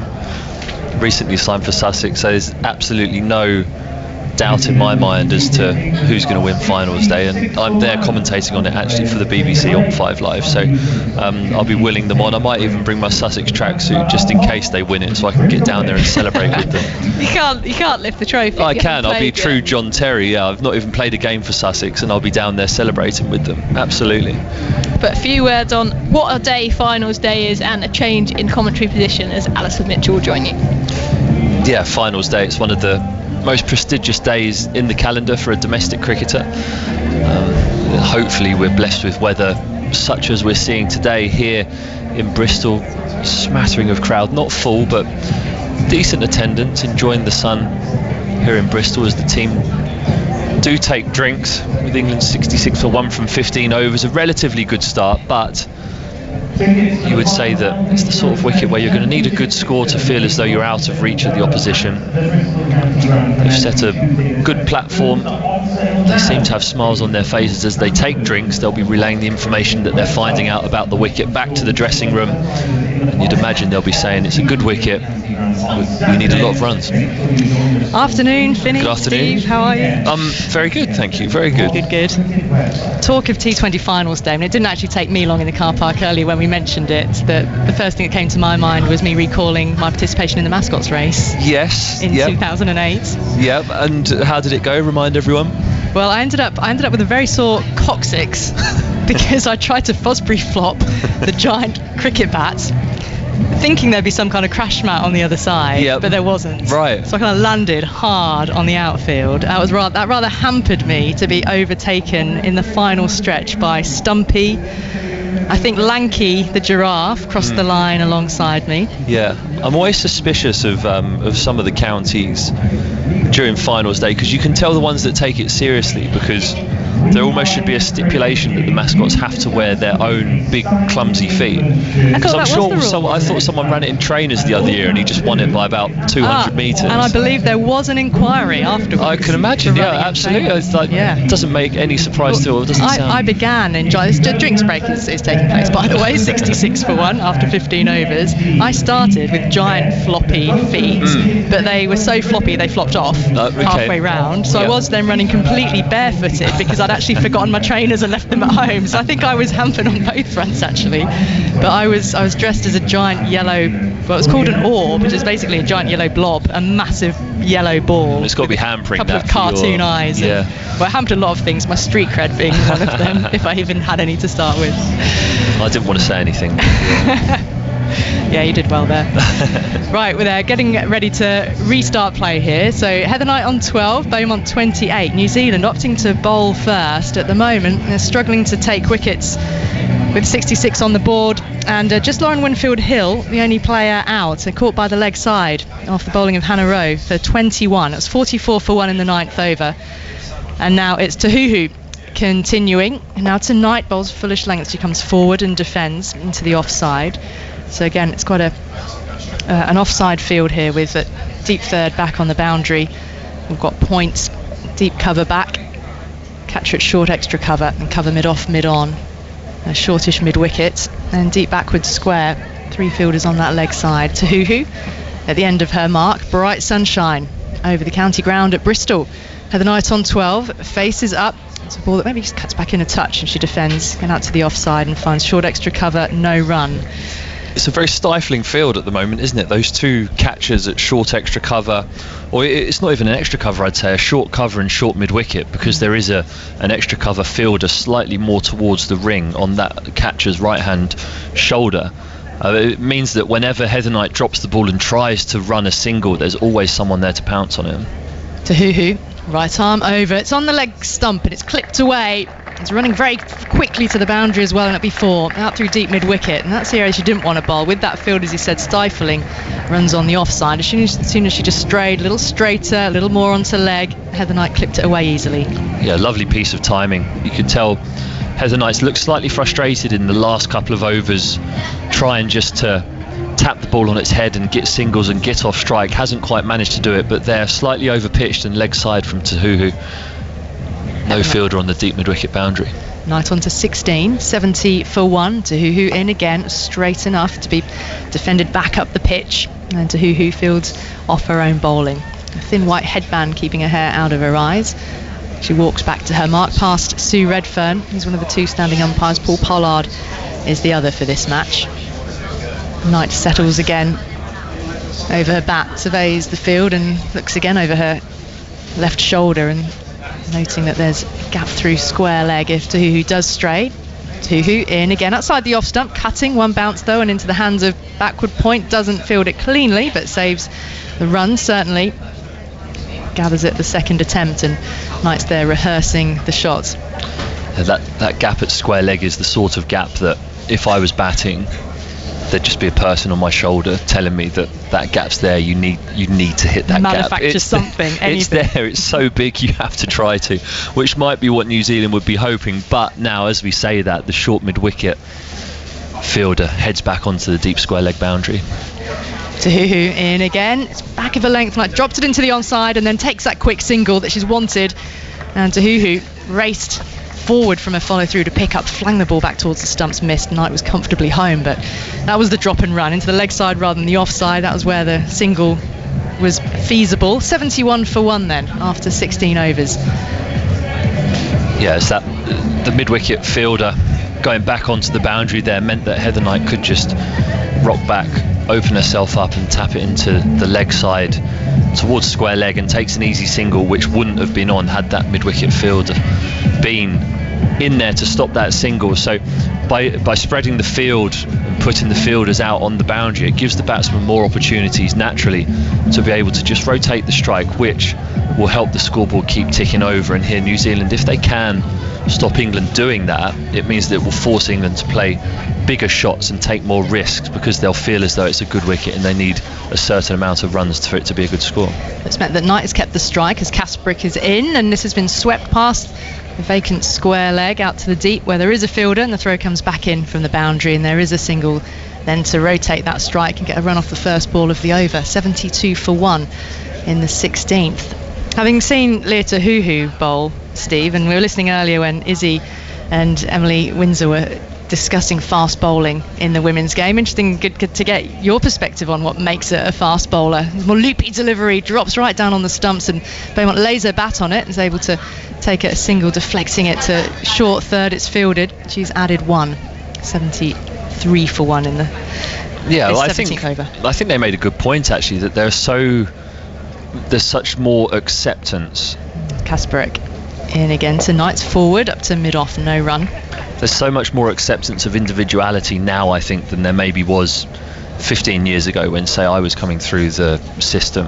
That we're seeing a lot more actions now. Kasprick in, she's one action as well, talking spinners rather than fast bowlers. That's worked into the onside. There's quite a whirl of arms as she comes in. But fast bowling, there's a sense, isn't there? There's a way of coaching fast bowling, but actually... But I don't think that's the case. I think you're either born with it or you're not. I don't think you can really manufacture it. You can manufacture a couple of miles an hour maybe.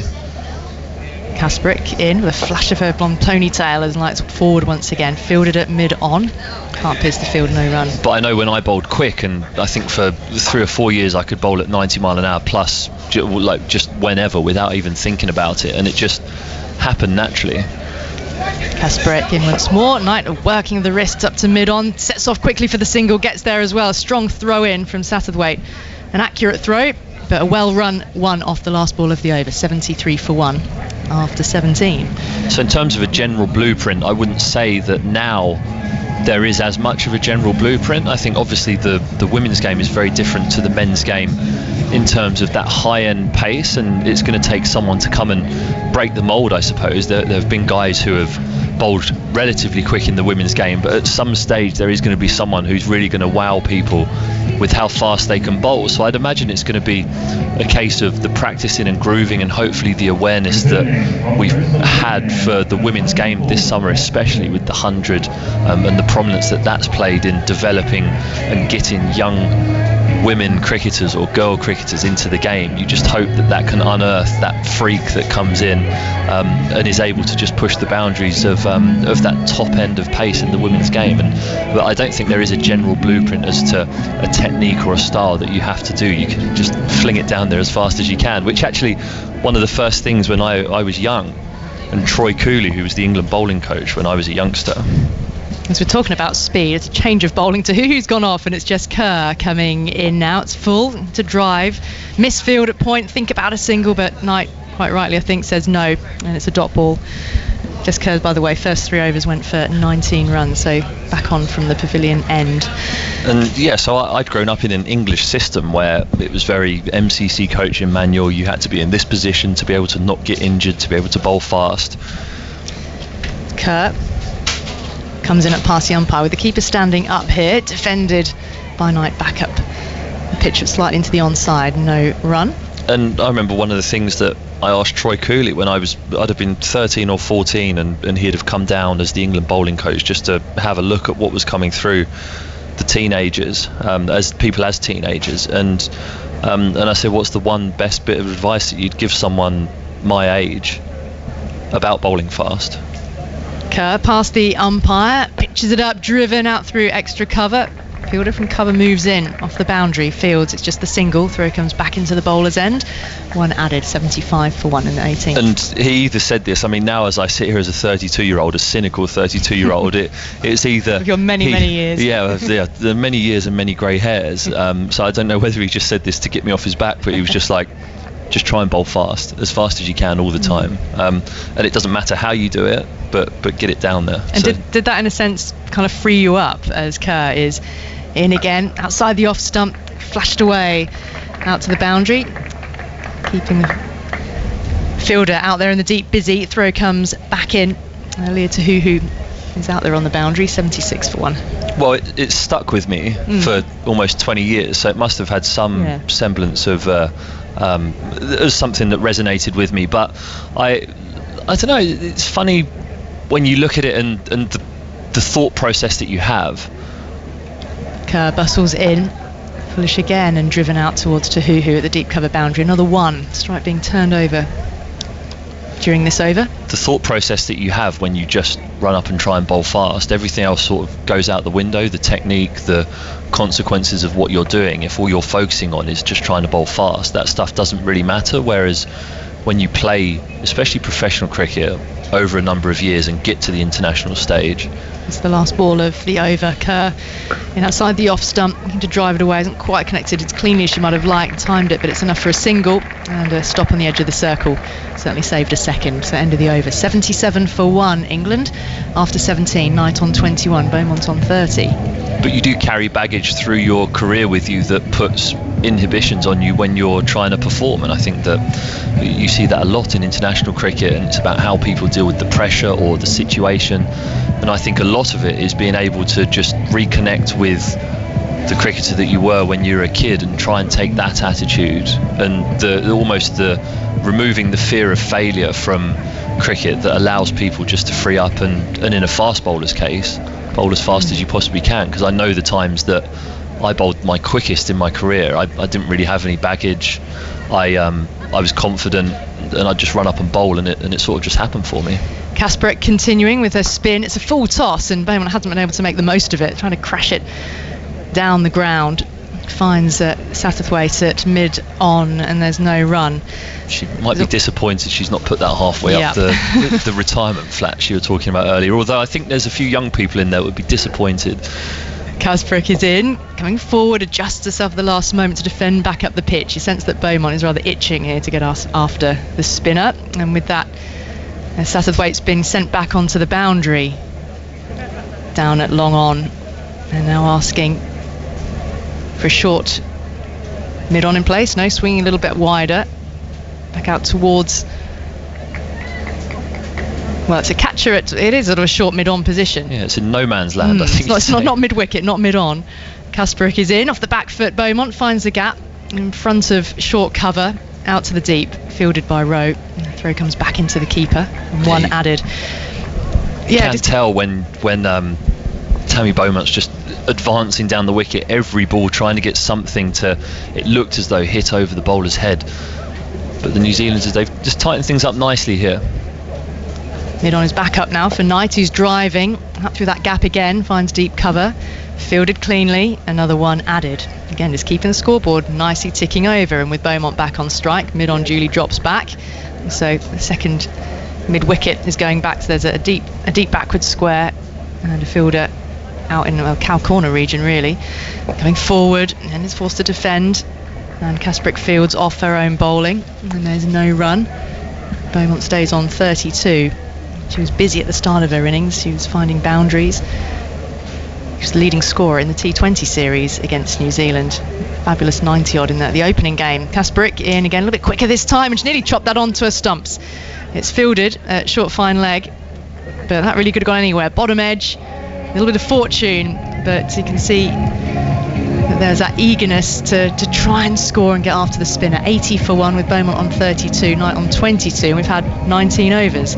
Just to sort of finish off just looking at fast bowling in the women's. I mean, you're obviously very, very tall, and that helped to generate pace. Also, angle comes into it with fast bowling, doesn't it? But then you look at in the women's game, Shabnam Ismail, one of the quickest, and yet she's not the tallest, but she's sort of got that skiddy kind of action. Yep. And talking to her about fast bowling, she's convinced that for her, if she builds up just simply her strength, then the pace she's got, she can add to it. And she's early 30s already, and still feeling like she's got something extra that she can build on.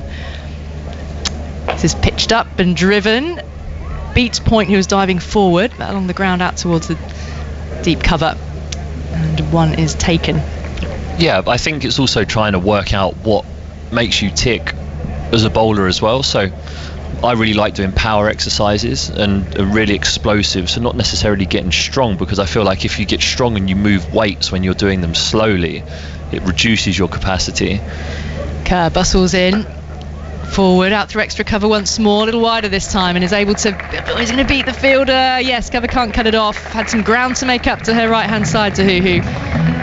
And there is the boundary that Beaumont has been so desperately searching in recent minutes and deliveries. 85 for 1 now. She'll be glad she got that ball. It was half volley, but well put away. There's a few fielders there to thread the needle through in order to make it go for 4, but she holds her shape really nicely, doesn't try and overhit it, and it does race away and beats that deep cover fielder. Yes, Point and a short extra cover. This one though, tickled away into the leg side, just the one. She comes through gently. Yes, there's Ismail, there's Tahuhu with New Zealand. Of course, we've mentioned Izzy Wong in the pace. That's a leg by the way, signalled by Sue Redfern. If you go back into the annals of history, the sort of quickest bowler the Aussies always talk about is Sharon Tredrea, who bowled in the 70s and 80s, and she was reportedly clocked at 83 miles an hour. Well, I'll say not clocked, because I don't think the speed gun was in effect then. It's dropped behind square, fielded by Point. Knight was searching, looking for the single, but retreated. A clean piece of fielding.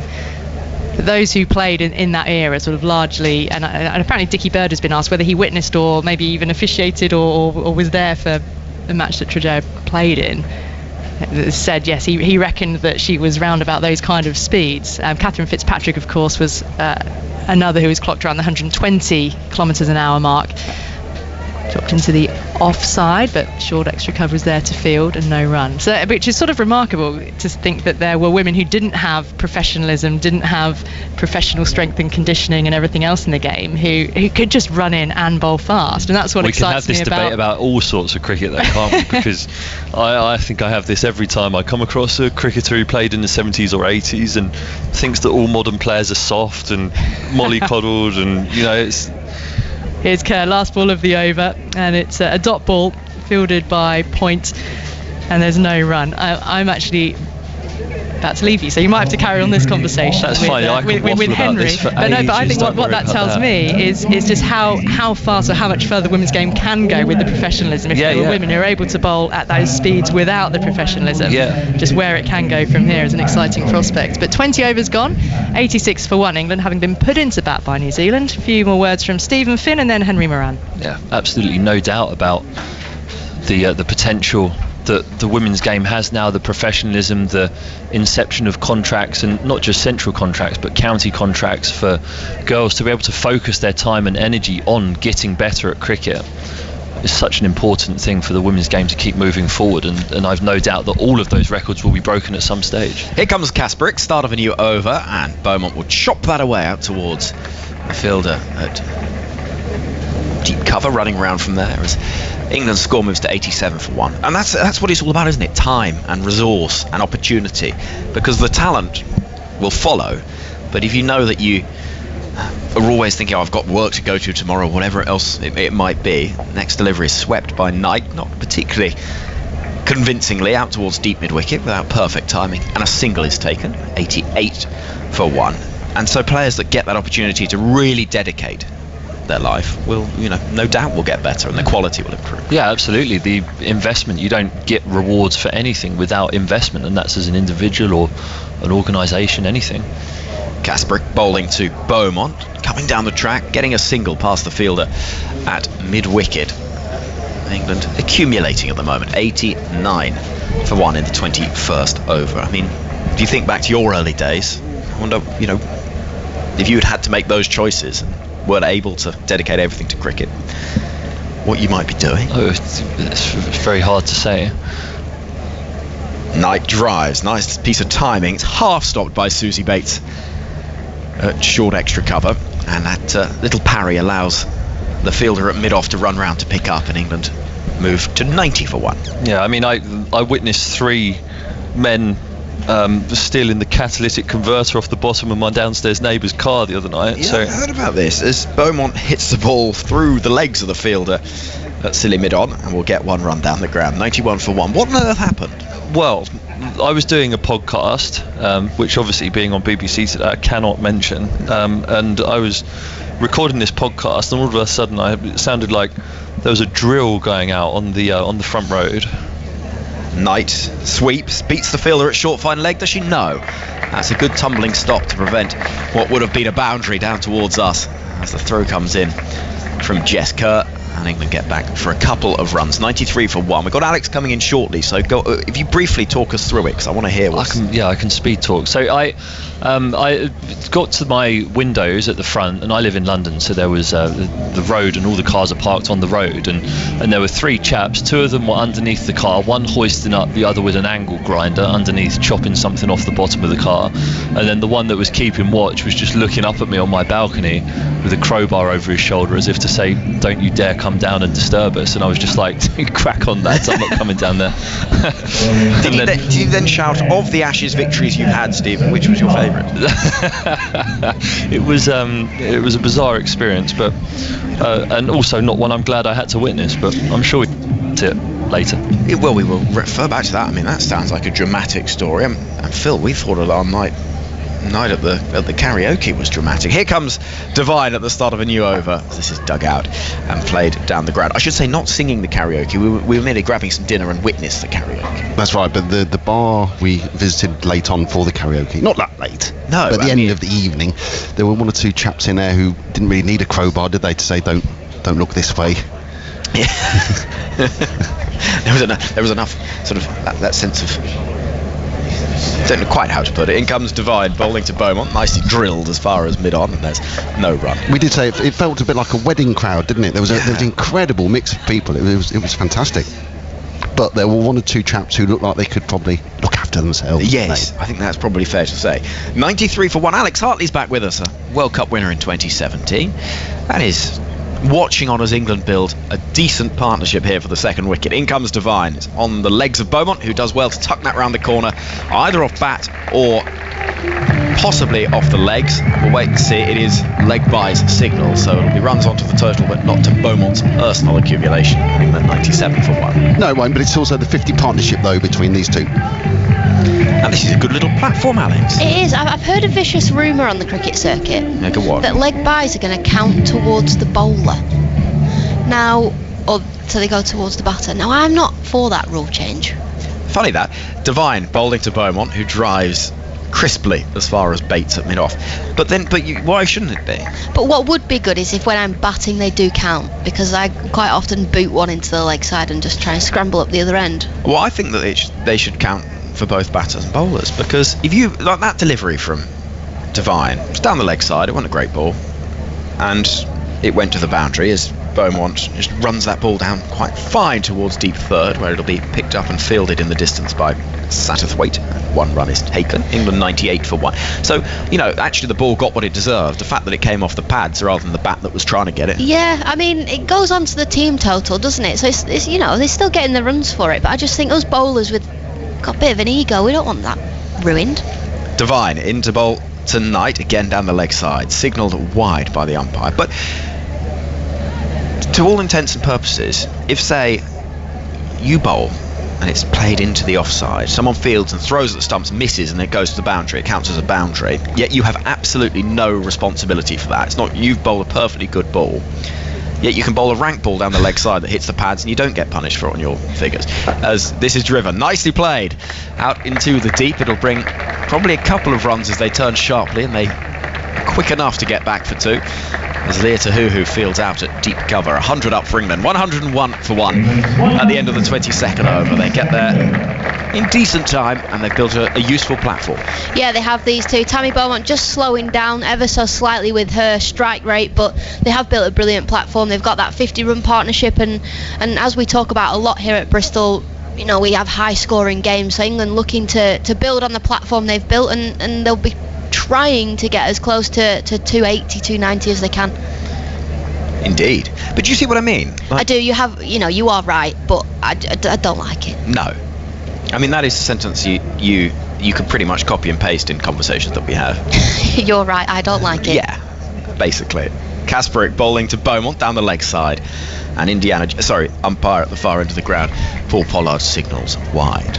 He is so Indiana Jones, it's untrue. He is today. In that hat. He is. Do you think he forgot his umpiring hat? He went, I know, I've got one in the boot. Yeah, for that fancy dress I went to last week. Beaumont forward, it's played into the ground to the right of Kasperick, who stops. Phil. Well, and also said, look, umpire Sue, I've got 2 in the back, so why don't we both wear one? Yeah. They've come matching. Do you think there's an umpire group chat where they discuss what type of hat they're going to wear? I really hope so.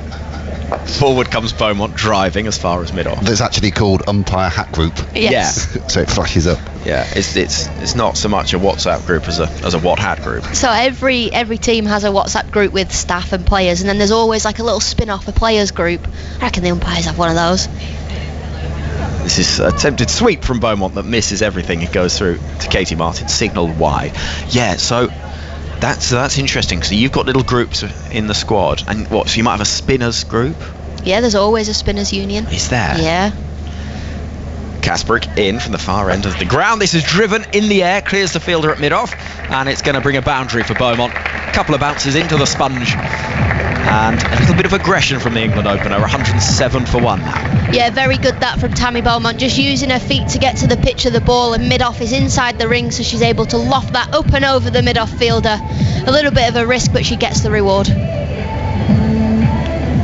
So England starting perhaps just to show a little more intent in the sunshine. Beaumont sweeps but misses, wide signals, it goes down the leg side. 108 for 1. There's been a few extras already today, hasn't there? Phil will bring us the details in a moment. So how many groups would you say you were in a typical squad? I'll let you ponder that as we see Kasperick moving in towards us. Beaumont plays the ball into the offside defensively, and there's no run. I reckon per team at least 3 or 4.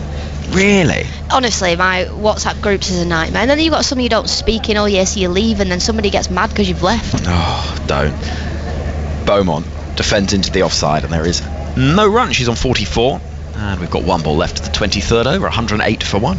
I remember there was an England spinners group that hadn't been talked in for at least a year, so I left it. And then Mark Robinson said, why have you just left that group? I said, well, nobody talks in it.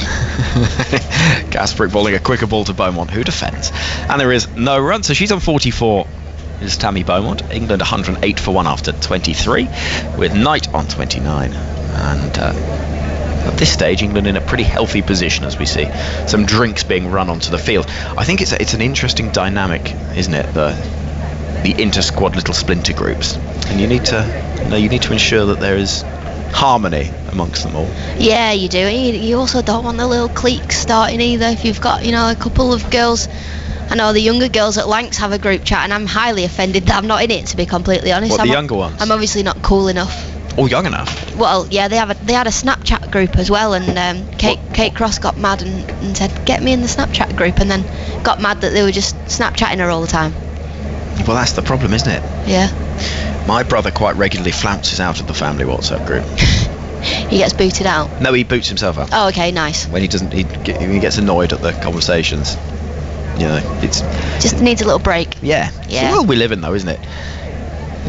Since the last 18 months we've not actually been able to see each other. We have to have family arguments from afar. In comes Devine then, start of a new over. This is driven beautifully, crisply across the outfield from the bat of Heather Knight out to deep cover, where there is a fielder waiting. England will get 1 run. Knight on to 30, 109 for 1. New Zealand really need to try and put a little bit of pressure on these two. It's all too easy for them to keep rotating the strike. They don't really look that threatening, New Zealand, with the ball. Yes, we've got a good pitch, but there's no pressure being built either. Devine moving in as Beaumont waits with bat raised, lets that go outside the off stump, and there's no run. I often think when you're playing cricket, white ball cricket, don't leave anything. Come on, slash your hands through it. It's boring, isn't it? Well, yes, but I suppose the argument would be they're trying to build the partnership that could win. They've built one. They've got 50. Devine to bowl to Beaumont, who's on 44, and she defends that away as far as backward point. Well, yes, I get that, but equally, of the two of you in terms of Beaumont and Hartley, who I'm going to listen to in terms of building an innings. Yeah, I find ways to get myself out. I was facing a hat-trick delivery at the start of the season against the Sunrisers, and it was a outside off stump on the wide line. Devine bowls, hits the pads of Beaumont, but more interest from those square on than keeper or bowler, and it is going to be a dot ball rather than an appeal for LBW, and the score remains at 109 for 1 with a couple of balls left of the 24. And there was probably 4 or 5 overs left, me being the old tail ender, and instead of leaving the ball because it was on the wide line, I decided to slash at it, got caught backward point, and I was the hat-trick delivery. Oh wow. Oh, they've right at the last gone for the review. Well, they have decided that the conference took, and there was no interest between bowler and keeper.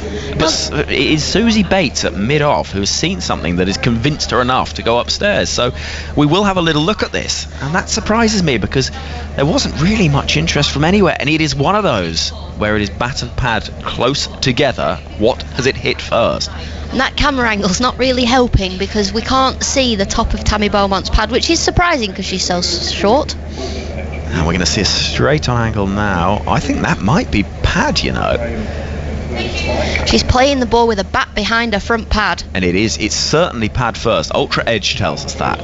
So now the question is ball tracking, and it's not going to be going over because you would have thought, as we see ball tracking now, impact in line, wickets hitting, and Beaumont will have to go. What an excellent review that is. Because as I say, there wasn't that much interest from really anybody. And then there was a little conference, eventually the decision to go upstairs, and Beaumont has to go. England 109 for 2. Well, so good that from New Zealand. I said they weren't creating pressure. Tammy Beaumont just looking to defend that one into the offside. Played with her bat behind her front pad. It's just clipped her pad, and it was actually hitting middle and leg stump, and brilliantly reviewed by the captain Sophie Devine. But as you said, I think it was Susie Bates that said you've got to go for that. There was only really wicketkeeper Katie Martin that went up for the LBW shout. And that is the value of having someone as experienced as Susie Bates out there, is that not only will people listen to her, but also she has seen so much cricket that she just knows those little moments and saw something that convinced her it was firstly pad first, and secondly straight enough to bring LBW into play, and it does lead to the second England wicket to have fallen, and that Siver joins the action. Phil? Yeah, Tammy Beaumont 44, 75 balls, and that partnership there added added 65. So England 2 down, Siver comes to the middle, and we're going to see Devine bowling once again with 2 balls left of this over, and England looking to build another big partnership. She didn't make 50 today, but it's worth reiterating Tammy Beaumont's scores against New Zealand. The last innings she's had 93, 40, 67, 53, 71, 72 not out, 88 not out, and 44 today. So a fail today for Tammy Beaumont in how she's gone against New Zealand recently. All things relative. Played back past the bowler by Siver, wanting a single, but it's not there. As Maddie Green runs around from mid-off, and there is no run. So Nat Siver playing for the 74th time in one-day international cricket. 300s in that time, a strike rate just shy of 100, and an average of over 40. She is one of the world's very best, and she's on strike now. Tall right-hander as in comes Devine, and it's defended cautiously by Siver. And the score after 24 overs stands at 109 for 2. Yeah, she's a brilliant player, is Nat Siver. New Zealand will be looking to bowl the ball full at her. She's a bit of an LBW candidate when she first comes to the crease, because she loves to go back and play off the back foot. So when she first comes to the crease, you've really got to try and bowl the ball full. But it's always that, the cat and mouse with Nat Siver, because she drives so beautifully as well. So it's the risk and reward. But try and bowl full to her, try and get her going back to a fuller length delivery, and bring the stumps into play. So the sun's shining at Bristol, and England 109 for 2 as we have 1 over until we reach the halfway point in this innings. I should remind you there's a live text commentary at the moment where you can see in-play highlights. We've got highlights on the red button and BBC iPlayer later on this evening for you to enjoy and watch all the action that you might have missed, and you can watch it again at your leisure on the iPlayer. Also, to let you know that there's coverage from Australia coming up soon with that women's series between India and Australia. That starts on Tuesday on 5 Live Sports Extra. And before that is T20 finals day, Alex. Oh, the best day of the year. Knight on strike, hits the ball in the air. It's not a controlled shot by any means, but there's no fielder at short third, so it'll run down towards that figure below us, Lee Kasparik, without any risk, but certainly there wasn't much control. 110 for 2 is the score. Yeah, finals day. Oh, I find it quite rude actually that the ECB have scheduled a Rachel Hayhoe Flint game for the day of finals day, but we move. I'll have to follow from afar. Yeah, mascot race.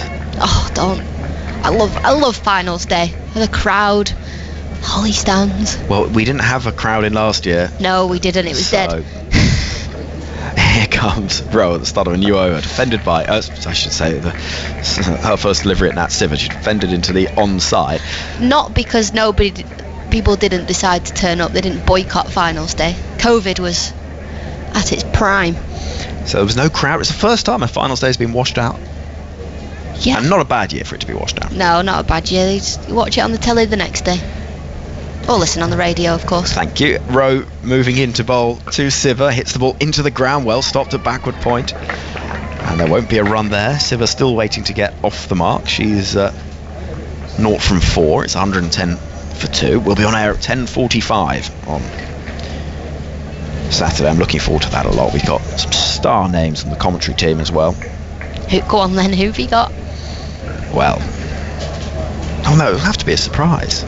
In comes Rowe bowling to Siver, who will get a run. I think that's off the bat, down towards fine leg.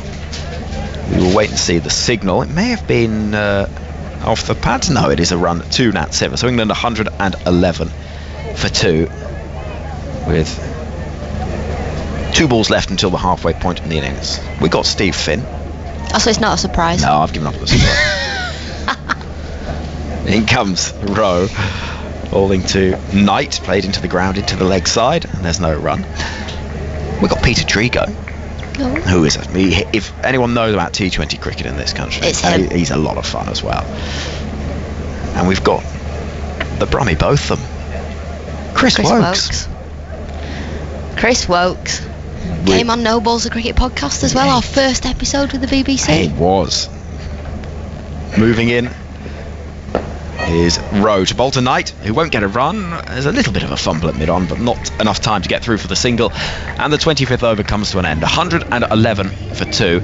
I should say, No Balls, a Cricket podcast, has a new series and a new episode out this week. You can find it on the Test Match Special stream on BBC Sounds. But you don't need to go away and listen to it right now, because we're going to play some of your stellar interview with a superstar name during the break of this game. Talk us through who is on the podcast, and then Emily Windsor will be in. So this week we decided, or we tried our very best to get Jimmy Anderson on the podcast, and because the test match got cancelled, he agreed. So we've had Jimmy on, and during the half-time break we're going to play that little interview for you, the interview with Jimmy Anderson. And it still blows my mind actually to this day that me and Kate Cross, my co-host, still managed to get all these people to come on our podcast. Was it good fun though? Did he offer the No Balls banter? Well, it was Jimmy Anderson, so you know, the grumpy northerner that he is, he very much was that, but he was great. He was funny. Change of bowling then from the pavilion end. Leah Tahuhu back into the attack with a short mid-on as she bowls to Nat Siver. Has she hit that? No, she hasn't. Play a miss outside the off stump. 111 for 2. What do you think to this field here, Alex, with this real short mid-on? Yeah, I didn't actually see that fielder. I thought they were one. I thought someone had gone off, but they've decided against the short mid-on. We're going to have a slip because Leah Tahuhu there got some shape away from Nat Siver. Just changing the angles now of a conventional mid-on that's on the ring as well. That was a very strange fielding position. There's Tahuhu in again to Siver. That's outside the off-stump bottom edge. Shape away from the right-hander. She's getting up there as well. That one's 69 miles per hour. She has got the capability to bowl above 70, but she's not played cricket for a while after her mole being removed on her foot and her cancer scare, so it's so good to see her back in New Zealand colours. I think she adds that almost difference to the New Zealand attack as well, as in comes Tahuhu to Siver again, and that's driven back down the ground. Will be no run. Because she has that extra bit of pace, it adds a variety to their attack, doesn't it? Yeah, it does. She's the one bowler that can fizz the ball and beat the outside edge, you know. Throughout the whole innings, yes, they've got Divine at the top of the order that swings the ball away and wants to beat the outside edge, but through the middle phases, as we've got here at 25 overs in, she's still able to beat the outside edge through her pace. Tahuhu with number 6 on her back. Comes into Siver, that's played nicely into the onside. She'll just pick up a single. She'll move to 2. 1-1-2 for 2. They bowled very well to Nat Siver here. I was saying she loves to play off the back foot, so they need to bowl full, and they've done exactly that. Just pitch the ball slightly fuller to Nat Siver as you would Heather Knight at the start of an innings. Try and make her go back to a fuller length delivery. She's off 2 off 9 deliveries so far. At the non-strikers end now. To who comes to the England captain Knight, and that's cut away nicely, but there's a fielder out there. Will again just be a single. Knight moves to 31, 32 now. 1-1-3 for 2. She's played nicely though, the England captain, since coming to the crease. Yeah, she has. She always plays nicely, does Heather Knight. She's one of those players that accumulates runs without you noticing, and you look up at the scoreboard and suddenly she's 30 not out, and you think, well, where'd they all come from? Tahuhu again to Siver. Oh, she's played on. It's bowled her. She's tried to run that down to third man, and the bails have come off. Nat Siver gone for 2. England 1-1-3 for 3. Yeah, Leah Tahuhu just pushing that one fuller. As you say, Nat Siver just looking to guide that down to third for getting an inside edge and playing it onto her stumps. That's the big wicket of Nat Siver. Leah Tahuhu with the breakthrough. Just wasn't there to play. It was probably not quite wide enough, just outside the off stump. A bit of a nothing shot from Nat Siver as well. She's better than that. Do you think she's lacking in confidence, Alex? Because in the T20 series, she didn't have. It's not been her best series, has it, since playing New Zealand? She started phenomenally at the start of the season against India, but the back end of that T20 series and now the start of this 50 over, do you reckon she's lacking in confidence? I think maybe lacking in confidence, but also she's just finding ways to get out. During that T20 series, we found she was hauling out to the deep, which is not like Nat Siver at all, and then trying to build a partnership here in this 50 over game. She's just played on, and it's just one of those things, you know, batters go through purple patches with the bat where they can't stop scoring runs, and then equally they go through a few games where, you know, they just fail. So it's just one of those for Nat Siver, and it's how she then reflects, rebuilds and starts again in the next game. So the England wicketkeeper comes to the crease now, Amy Jones. She's a fantastic batter, as she is a fantastic keeper. Exciting to see how she goes here. She's got a bit of time, just 26 overs gone, so 24 overs left, and she'll be looking to build a partnership with the England captain for the night. Yeah, she will. She's one of those players, Amy Jones, that she strikes the ball so well. She had a brilliant 100 for the Birmingham Phoenix. Got off to some absolute flyers. So Hannah Rowe bowling from the Ashley Down Road end into Knight, forward in defence. But these 2 wickets have come quickly. So just 4 runs have been scored and they've lost 2 wickets. So 109 for 2. Beaumont was dismissed for 44. LBW by Devine. And now Siver gone bowled, playing on from Tahuhu. 113 for 3. So New Zealand have just brought this back a little. As in comes Rowe again tonight, forward in defence, no run. Yeah, they have. There was a big passage of play where it all looked too easy for England, and then the dismissal of Tammy Beaumont, they really created pressure on Nat Siver, and then equally Heather Knight with that ball just swinging away from Nat Siver. She's looking to guide it down to third, but it's just nipped back off the surface, back towards her. Brilliantly bowled by Leah Tahuhu. It was almost a plan, wasn't it, to bring her back into the attack when Siver came to the crease as well. As in comes Rowe tonight, that's down the leg side, that's timed nicely. Will that split the 2 fielders? Yes, it does. 4 more runs to the captain's total. Heather Knight will move to 36. Score 117 for 3. Yeah, Rowe just not getting her line right there, down the leg side. And we've got a fine leg and a deep mid wicket, so Heather Knight able just to flick that off her pads and dissect those 2 fielders nicely. It just relieves a little bit of pressure there as well. There's a lot of dot balls from England since those wickets to keep that scoreboard ticking over. In comes Rowe again from the Ashley Down Road end in tonight, down the leg side again. This time the umpire will stretch his arms and a wide will be called.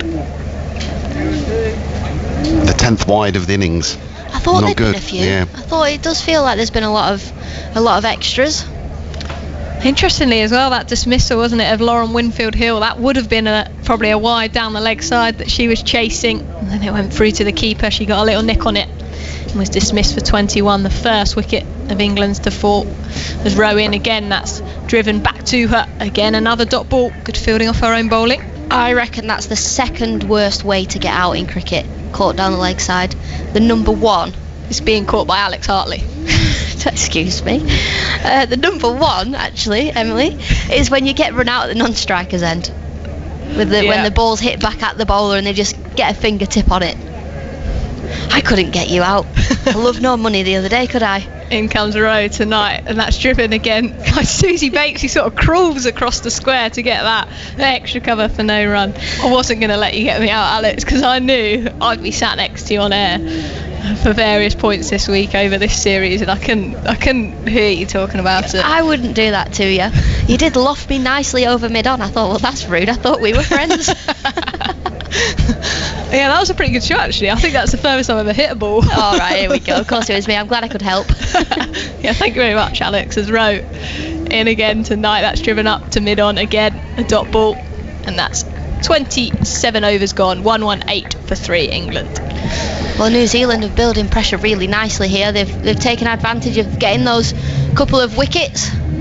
Amy Jones still not faced a delivery, so she'll be looking to face her first here against Leah Tahuhu, who's swinging the ball nicely away, bowling quick up around 70 miles per hour. Alex, you haven't also in that game talked us through your catch, because I've been waiting to hear this, and I guess no one else in the commentary box knew you'd taken a catch. But no, because obviously I don't go around gloating, you know. So I took a specky, actually, didn't I? I took a good one. I made it a lot harder than it was. I can't remember who it was that hit the ball. Tried to loft it over mid-off. Paige Schofield. Yes, Paige Schofield, trying to loft the ball over mid-off, but being the specialist mid-off fielder that I am, just pulled out an absolute worldie.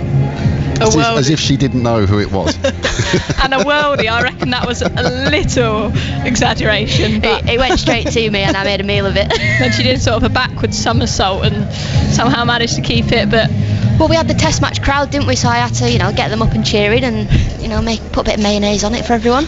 in comes to to Jones, and that's turned down to third man as Natseva was trying to do. But sadly played onto her own stumps. But that's Jones off the mark, first ball. 120 for 3. Yeah, Tahuhu there, just bowling that one outside off stump, probably 6th or 7th stump, not where you want to be bowling to the new batter. So now she has to bowl to the England captain. 4 fielders outside are all square of the wicket, cover, square leg, and a third man who timed that nicely down to that third man. Great bit of fielding, but they will come back for 2. Just coming out the middle of the night's bat, and it sort of felt that way since the minute she got to the crease.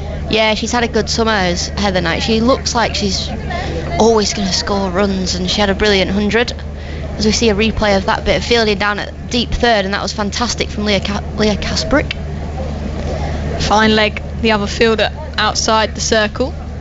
Tahuhu in, and that's turned down to that fine leg. The fielder also fumbles it, and they didn't run the first one hard, so it will just be a single from Knight.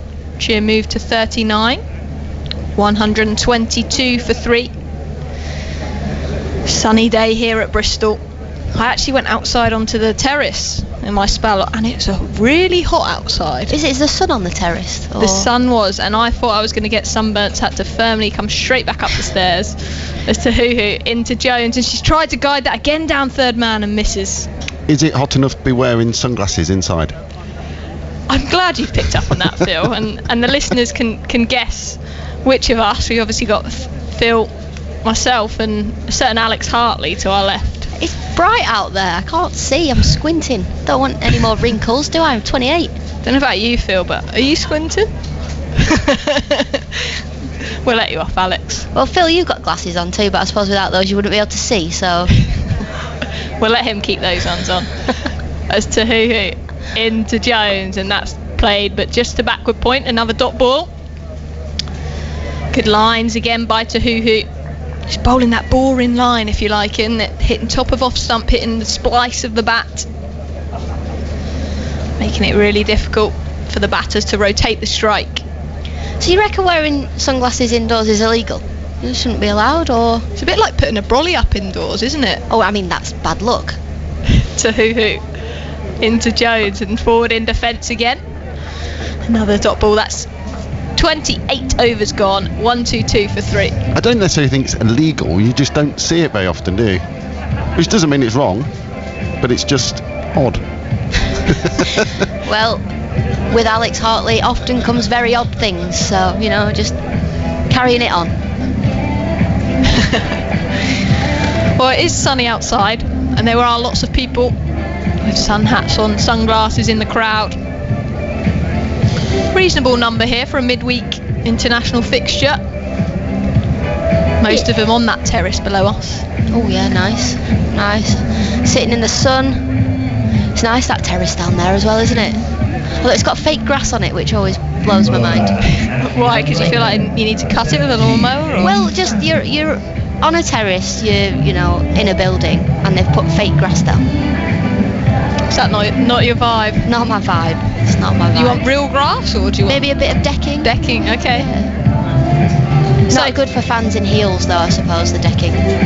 But also, would you say fake grass is good for fans in heels? I feel like you could slide into that. But change of bowling from the Ashley Down Road end. Amy Satterthwaite into the attack. The off spinner bowls tonight, and that's played nicely. She's timed that. There is a cover sweeper out there. She can't do enough, and that's 4 more runs tonight. She moves now to 43. Fantastic batting from her so far. 1-2-6 for 3 England. And are we having a change, Alex? We are. I think Izzy Westbury's we all forgot. Alex was having too much fun justifying her sunglasses inside.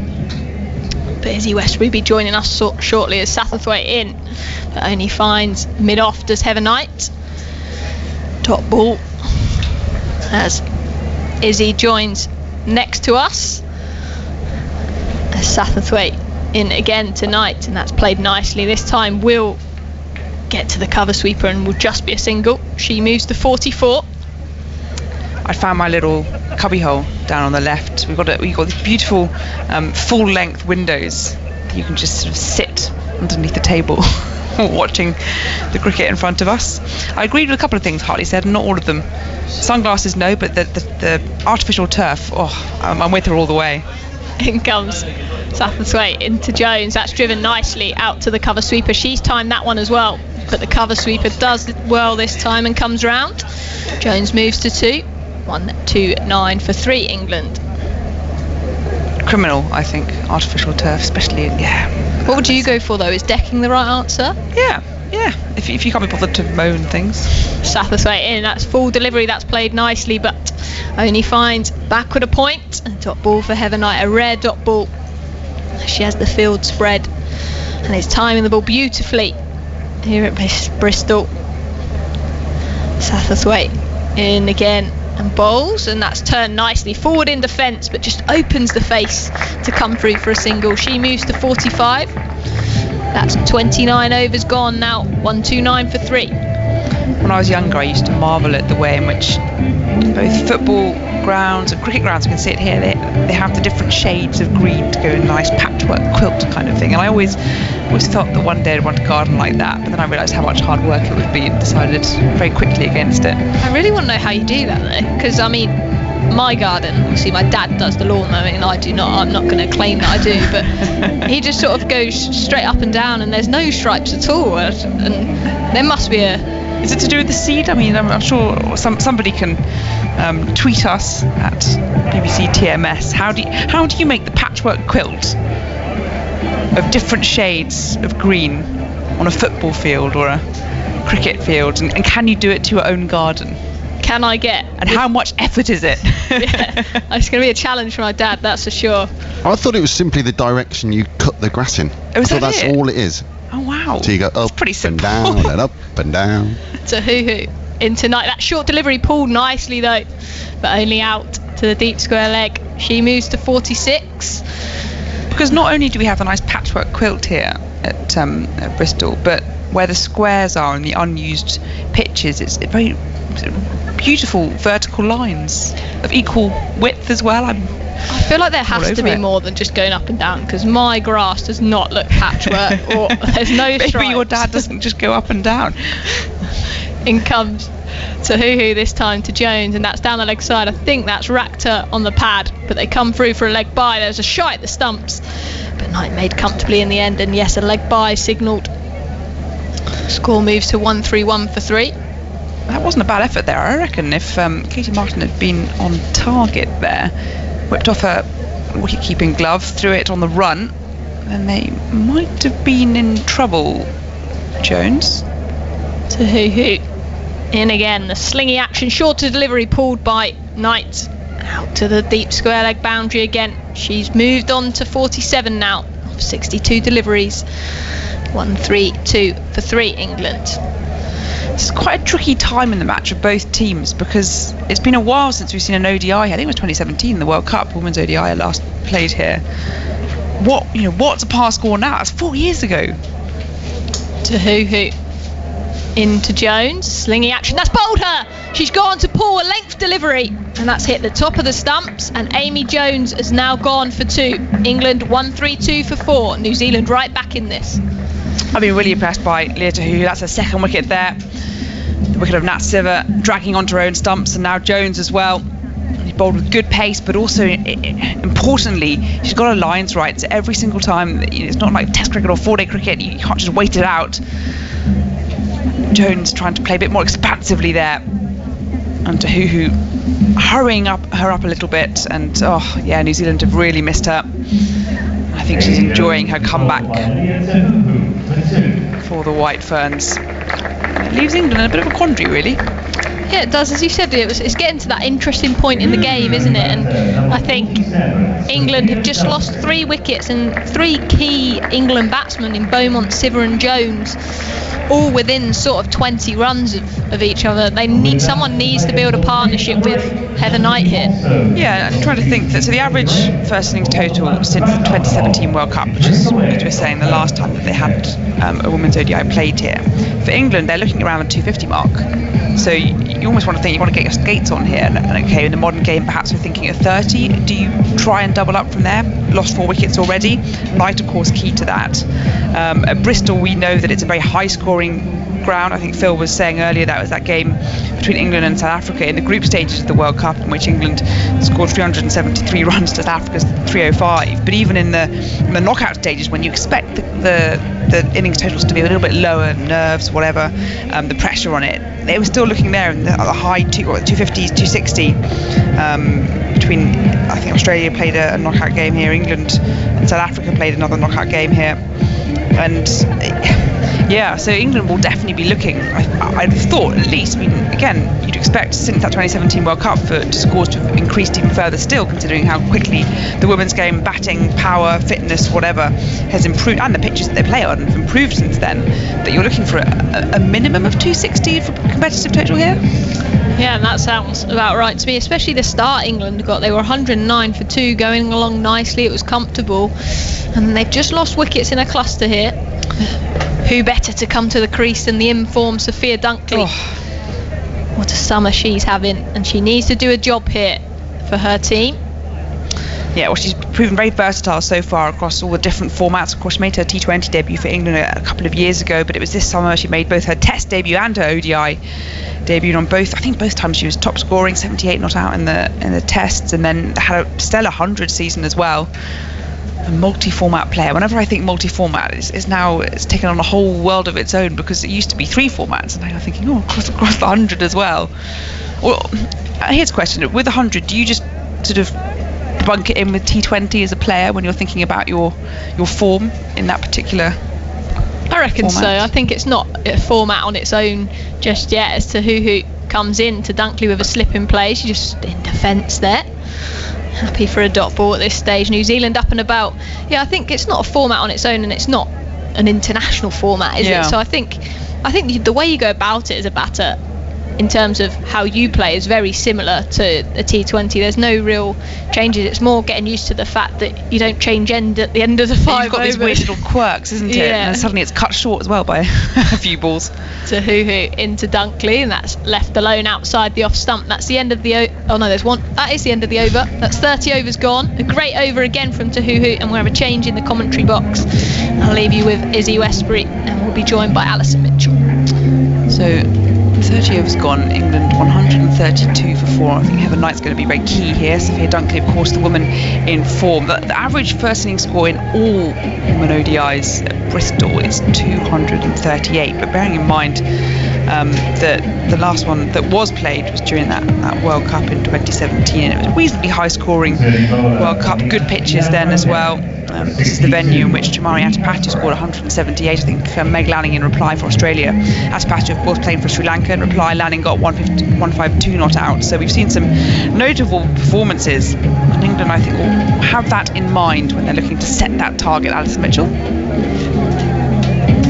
Hello, Izzy. You're here. Second attempt switching the button on. Kasparek continuing full to Knight, and she's driving forwards and behind square on the offside. Sets off for the first, wants a second, and Dunkley a little slow to respond, but it'll be a comfortable 2 in the end, because the throw came to the end that Heather Knight was running to, and also the throw took a little bit of time to be gathered and then was thrown in on the bounce. So 134 for 4 then in this 31st over, and a good little flurry of wickets for New Zealand just then has absolutely helped them. 3 wickets for 23 runs fell.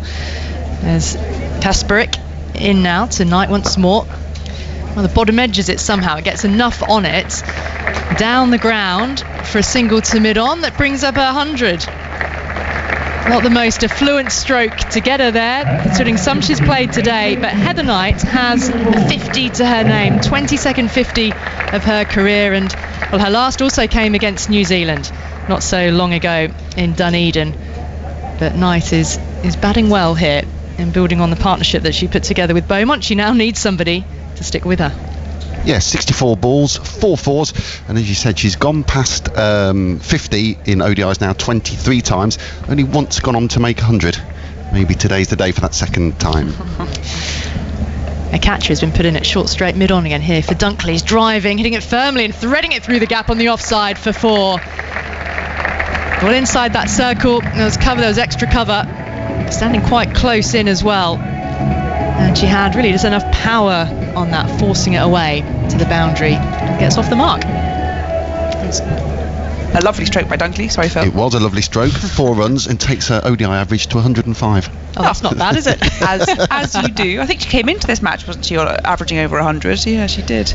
Goodness me, a girl can dream. Fabulous entry in international cricket.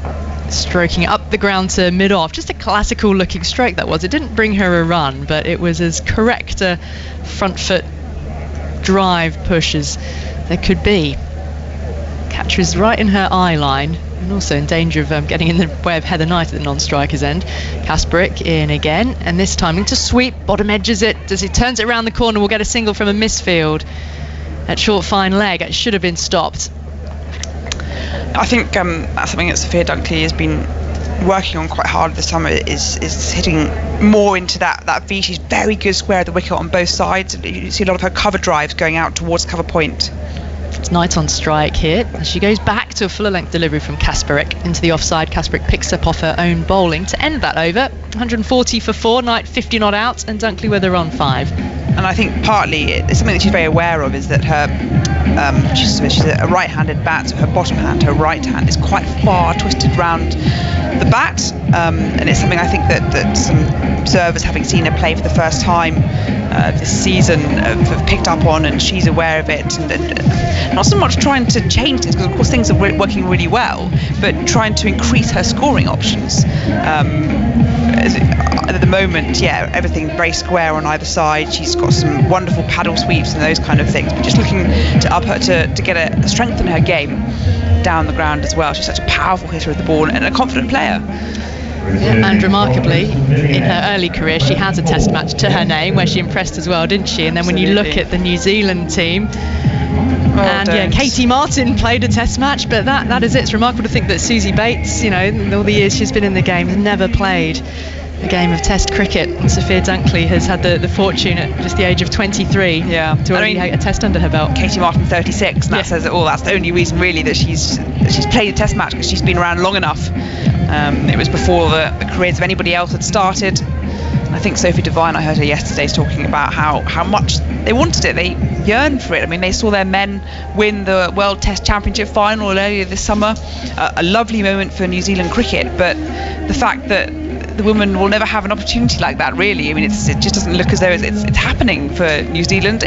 One thing that is encouraging is that we are seeing a few more test matches being played around the world. Australia, England, India. I mean, it's very familiar. The India-Australia series, including the test, will be available for people to listen on Sports Extra as well, which is fantastic. Oh, absolutely. And I think, you want to sort of progress a little bit from there. I think Pakistan have played and South Africa played in a test match recently, but New Zealand, it's that elusive one, and it's one of those that someone like you can't. I almost feel as though it shouldn't be allowed for Susie Bates to go through a whole career, the accolades that she's got, the sort of Wisden Cricketer of the Year and ICC accolades in different formats. She's been Cricketer of the Year over the last decade or so. It shouldn't be allowed that she should go through her whole career without having the opportunity to play a test match. We're not missing anything at the moment, by the way. There's a little bit of a pause on field. I think there's a problem with a boot, a bowling boot. And whether it's shoelaces, but it's Jess Kerr's boot which is off, and I think it might be Amy Satterthwaite who's on the ground helping to sort out the shoelace. Anyway, that's what the delay is, but it's giving us an opportunity to reflect. And I think I'm with you. Use a phrase which sort of feels criminal that Susie Bates could retire from the game, having never ever been able to pull on the whites and just have that experience of multi-day cricket in that sense with a test match. And again, Amy Satterthwaite, over 100 ODIs and 100 T20 internationals. Sophie Devine over 100 ODIs and almost the same number of T20s, or maybe she's gone beyond that now. And yet no Test match. And part of it is just it's bad timing. There's been far fewer tests played overall for women's cricket in the last decade and a half, 15 years really, because the ICC had a strategy of using T20 cricket to grow the women's game, and you can argue that's been very successful. And now you wonder whether we've got to the sort of the end of that strategy where you can see it growing, you can see the popularity of the game. And it's absolutely the vehicle for those countries coming 100%. Into the game. Yeah. So I wonder, I mean, we're starting to see an uptick in test matches played. This year, certainly. Will New Zealand be part of it soon? Here is Kerr. She sorted out her bowling boot and bowling to Dunkley with the keeper up, Katie Martin. Off the back foot again, there's just force to those strokes, isn't there? There's an element of attack and crispness to the shots, out straight to backward point. Yeah, hits the ball so cleanly. I've always thought sort of Siver and Dunkley, I think, are the most powerful, cleanest strokers of the ball within this England side. Do not want to get too close or stand in the way of them. This is just her 4th one-day international. Dunkley crouches low and Kerr is in. She's forward, playing defence very solidly, very correctly. Straight bat, a high front elbow back up the pitch and into the hand of the bowler. And that's where Dunkley's really come into her own this season. I think it's taking more responsibility, not having feelings that she has to attack every single ball. I mean, she came into sort of the domestic scene very young, sort of 14, 15, somebody who could strike the ball so well. Kerr comes in at past umpire Sue Redfern. It's on a length and she whips her wrist, turns it into the onside, only finds mid-wicket and no run. And she could quite often turn games and take the game away from the opposition in the shortest format in T20. But over the last year or so, I mean, especially the beginning of the season with the Rachel Hayhoe Flint Trophy, it's with the longer format, the ODI game. That's the longest format you can have for women in the domestic game. She's really started to form innings and anchor a team. Curtins down the leg side. Now she got something on it. Appeal for a catch behind and given. Oh, she followed it. Katie Martin, standing up to the stumps, has taken a good catch down the leg side because she would have been largely obscured by Dunkley. And New Zealand are high-fiving, and why not? Because they've got Dunkley for all the talk that we have been discussing about her form and her skill, and she's gone for 5. And now England, who were 109 for 1, are now 140 for 5. That's a horrid thing. Katie Martin has taken 2 catches in this match so far. 2 of those 5 dismissals caught behind. Both of them strangled down leg. One was earlier on to Rowe, standing way back behind the stumps of that one, as you were saying. Ali was a really neat take, standing up to the stumps. She would have been obscured as well from her vision with Dunkley standing between her and the ball. But quick hands, and that's one thing I tell you, we've seen in the last couple of years, the standard of wicket-keeping in the women's game. We used to talk about one player, Sarah Taylor really, but Elisa Healy, Amy Jones, but here Katie Martin as well. She's been very, very tidy, and I think across the game, wicket-keeping, well, it's been a joy to watch. Yep, she's a Targo cricketer from Dunedin originally. Made her international debut all the way back in 2003. She has been there, seen it all for New Zealand at 36, and absolutely holding her place behind the stumps. Yeah, mini collapse here for England. They've lost 4 for 31 from the last 48 balls. Yeah, and that is the credit to New Zealand for not letting things slip and slide when that partnership was developing. Beaumont and Knight putting on 65 for that second wicket. It was the LBW, the review. That's the turning point here for New Zealand, and a very well judged review to get the LBW overturned in their favour. So Catherine Bruntz has come out, facing up now, and Kerr is in outside the off stump. Now she played at that, just pressed forward defensively, missed and taken by Martin. It couldn't have been too far away from the outside edge of Catherine Brunt's bat. So needs to be a little careful here. She's got her captain at the other end. Heather Knight leaning on her bat handle, now walks forward down the pitch and will meet Brunt halfway. Wonder what Heather Knight will be saying to her premier fast bowler, who herself can be known to counter-attack. But there's a lot of overs still left. We're in the 32nd of 50. And quite an unusual period of the game for someone like Brunt to be coming in. There's now a slip in place. Kerr in again, forward, defended, all together cleanly. And she stands back, looks at the pitch, I think when she was wanting to defend that little straighter, ran out towards a short extra. So dot ball to end the over, but another wicket taking over for New Zealand. So now 2 for Tahuhu, 1 for Kerr, to add to those taken by Rowe and Devine. Yeah, and that was a wicket maiden, the first maiden of this innings. And that just goes to show how busy England were, particularly at the start. And Beaumont and Winfield Hill gave them a very proactive start to the innings, scoring well until the 9th over was when Winfield Hill was dismissed, 21 off 24. Beaumont was the second wicket to fall after she and Knight put on 65. She was LBW for 44, 6 boundaries in her innings. Then Tahuhu with her double strike, with Nat Siver chopping on for 2, and then Amy Jones attempting to pull and being bowled. Kasperick continuing now to Knight, full ball back into the pitch and into the hands of Kasperick in her follow through. It's 140 for 5 now in this 33rd over. And that last wicket, Sophia Dunkley caught behind down the leg side off Kerr for just 5. Kasperick, a whirl of arms in now to Knight outside the off stump, chopping it away behind, square on the offside, finds point, fields it not altogether cleanly but saves the single. So Knight remains on 50. Feels like she's been on 50 for a little while, but it's the wickets that have fell, isn't it? And Yes. the shoelace that took time out of the game almost. Forward, back at the pitch, Kasperick leaning down, picking up off her own bowling. Still a beautifully sunny day, wonderful conditions for batting at Bristol. New Zealand wanting to try and get amongst England early, opting to bowl, putting England in. Kasperick in now to Knight, it's beaten now. Appeal for stumping from Martin, and Sue Redfern is asking for the third umpire. Very difficult for us to judge from here because, well, we've got the wicket-keeper obscuring our view of Heather Knight's back foot, but she certainly was beaten outside the off-stump, whipped off those bails, and then appealed to square leg. Yeah, we're in completely wrong position for the line, but equally she stood very far back in her crease. It's only if she had her foot raised, and I don't think so, no. There was a bit of an overbalance, but she got back about 3 times, I think. 1, 2, 3, yes. But yeah, she did take a big stride forward, Knight, in defensive mode, and was beaten. So she settles over her bat again, and in comes Kasperick. A little pace off, a little floaty delivery that one tonight, but she's driving out towards the deep cover boundary and picking up a single. It's driven along the ground, throw comes back into Kasperick, so Knight on to 51 now, and Brunt will face up to the spin, the last ball of the over. It's marking a guard, looking around, sees that there's deep square leg on the boundary, 2 fielders on the deep mid-wicket boundary as Kasperick is in. So Brunt goes back and defends, full length delivery into the offside, fielded.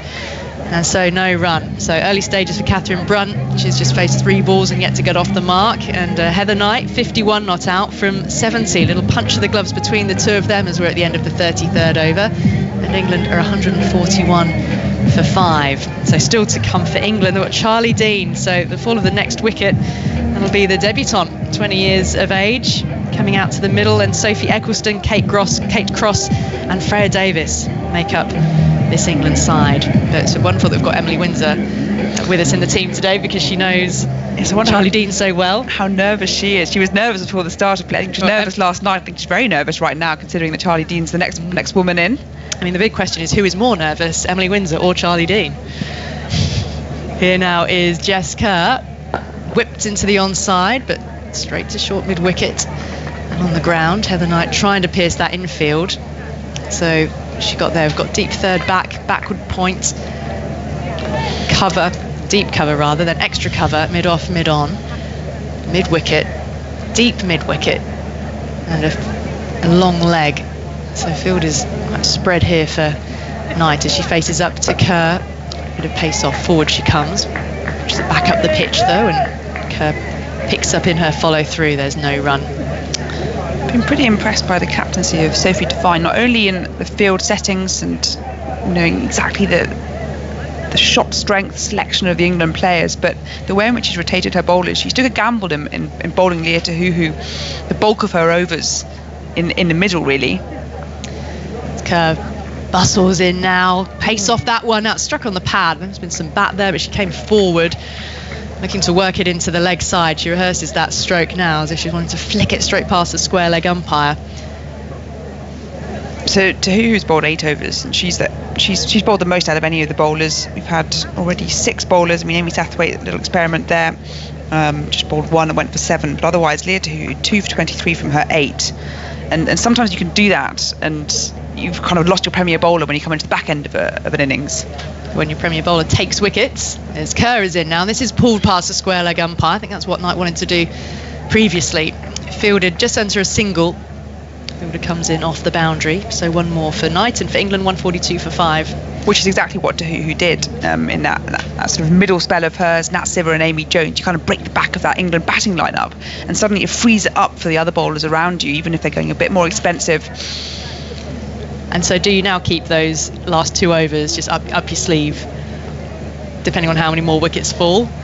As Kerr is in, there's a slip here for Brunt, and she's forward stroking it into the cover region. It's fielded on the edge of the circle, no run. It does seem as though that's what she's done for the time being, but I wonder, if you see a couple more wickets for England fall and you just want to close things out, that Tahuhu gets brought back on. After that dot ball, Maddie Green, who fielded it, has now been pushed back onto the deep cover boundaries, if to say to Brunt, there's a gap there, you can play that shot again, that might bring slip into play. Kerr, bright sunshine at Bristol, in at past the umpire.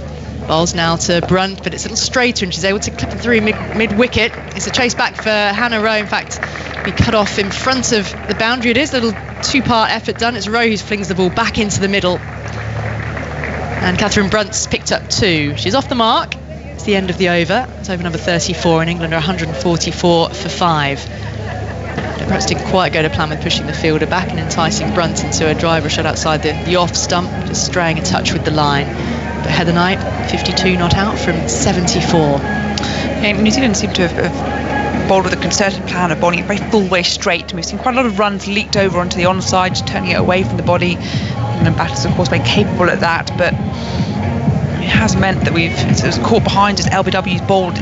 All of those wickets have been a reflection of that tight line. And I'd say it's working so far. Kasprick is whirling away. It's the 8th over now for her, and she's continuing into Knight outside the off stump. It's pretty wide. Knight reached for it, laid some bat onto it to extra cover, and no run. She rehearses that stroke. Try and pierce that infield. You were discussing lawns earlier. I've consulted my father. Is Kasprick in as reverse from Heather Knight? Hasn't managed to find the gap or squeeze it past short third as she was wanting to do. So my dad takes great pride in his lawn. Has he got a patchwork quilt lawn? Beautiful stripes. Oh. He is known in the family, and anyone who comes into the family sits down the leg side, a sweep and a miss, wide signalled by the umpire. I feel sorry for if there's sort of in-laws who marry into the family, cousins, and they always look to the lawn and think, pressure's on. Pressure is on. It's very much like the Lord's outfield. As Kasprick is in a little quicker this time. Knight take a single up to mid-off, jogs through. So I have consulted, and getting the stripes on your lawn, vital in order to achieve this, is having a roller on the back of the mower. Oh my goodness, your dad has a roller. And managing to obviously cut in the opposite directions with a keen eye. Wow. The roller lays the grass down, and that's what creates the stripes. Kasprick, a little more loop to that delivery. Now she's got a finger on it, appealing for run out at the non-striker's end, because the ball then deflected back onto the stumps. Now this is Heather Knight's end. Was she out of her ground? I mean, again, we're not at the right angle, but I think the body language of Heather Knight is kind of a bit like, oh, come on. She was, I think she was way in. And again, unless she sort of leapt in the air at the inopportune moment, I can't see how she was out. I mean, this is when the replay comes on and proves me completely and utterly wrong. Well, the default position, it just always seems to be close. Let's consult with the TV umpire. Yeah. And the umpire was right over the stumps. And that's where I have a little bit of an issue, because we saw that as well at this end when we were looking for the stumping with Sue. Let's look at the shadow there. They need to let this run through. Now, is she going to grind? Well, first of all, they're checking that she actually got fingers to it, but I'm claim it every time. Pretty sure that yes. And her bat is well grounded behind the line. Way grounded. I was calling it from here. I mean, I was about to make a fool of myself. I was worried that I was, but that's twice now that we've seen quite clear decisions that really shouldn't have been taken upstairs? I mean, I feel as though that's part of the modern day game. Now that we have the technology, You always use you it. always go up. I maybe don't that's actually right. have a problem with No, that. maybe I'm because just impatient. we would moan, wouldn't we, if they didn't, or if it wasn't there. In fact, we always moaned when it wasn't there. Brunt this time forward, back up the pitch into the hands of Kasparek, no run. Isn't that our prerogative as journalists sitting up in our Always. ivory towers to be able to complain, whatever the status? Well, I mean, that would have been an unusual dismissal. Did you see the clip that was going around of the multiple mancads? Oh. As this is almost a full toss, but Brunt has swung the kitchen sink at it, looking to drive, and she's missed, and it's into the gloves of the keeper. She's left leaning on her backhand as if to say, how have I missed that? It was tossed up outside the off stump. Brunt went for the full-blooded drive, and it's a dot ball. She's on 2, Knight on 53, 146 for 5 after 35 overs. Multiple Cameroon run-outs against at the Uganda. non-strikers end. Yes, that's right. I know. Not a I- Mancad. I know. It's a It's great poor player of old the Vinny game. Mancad, exactly. Absolutely. But yes, multiple run-outs at the non-strikers end. You're right. I thought it was 4 of brilliant. them in one I innings. loved it. I Great did too. tactics, great techers. They're not going to do that again, are they? No, but you know what? The sad thing was that it was a Cameroon bowler who was affecting all those run-outs. Cameroon went on to lose, and they were bowled out for about 30 odd.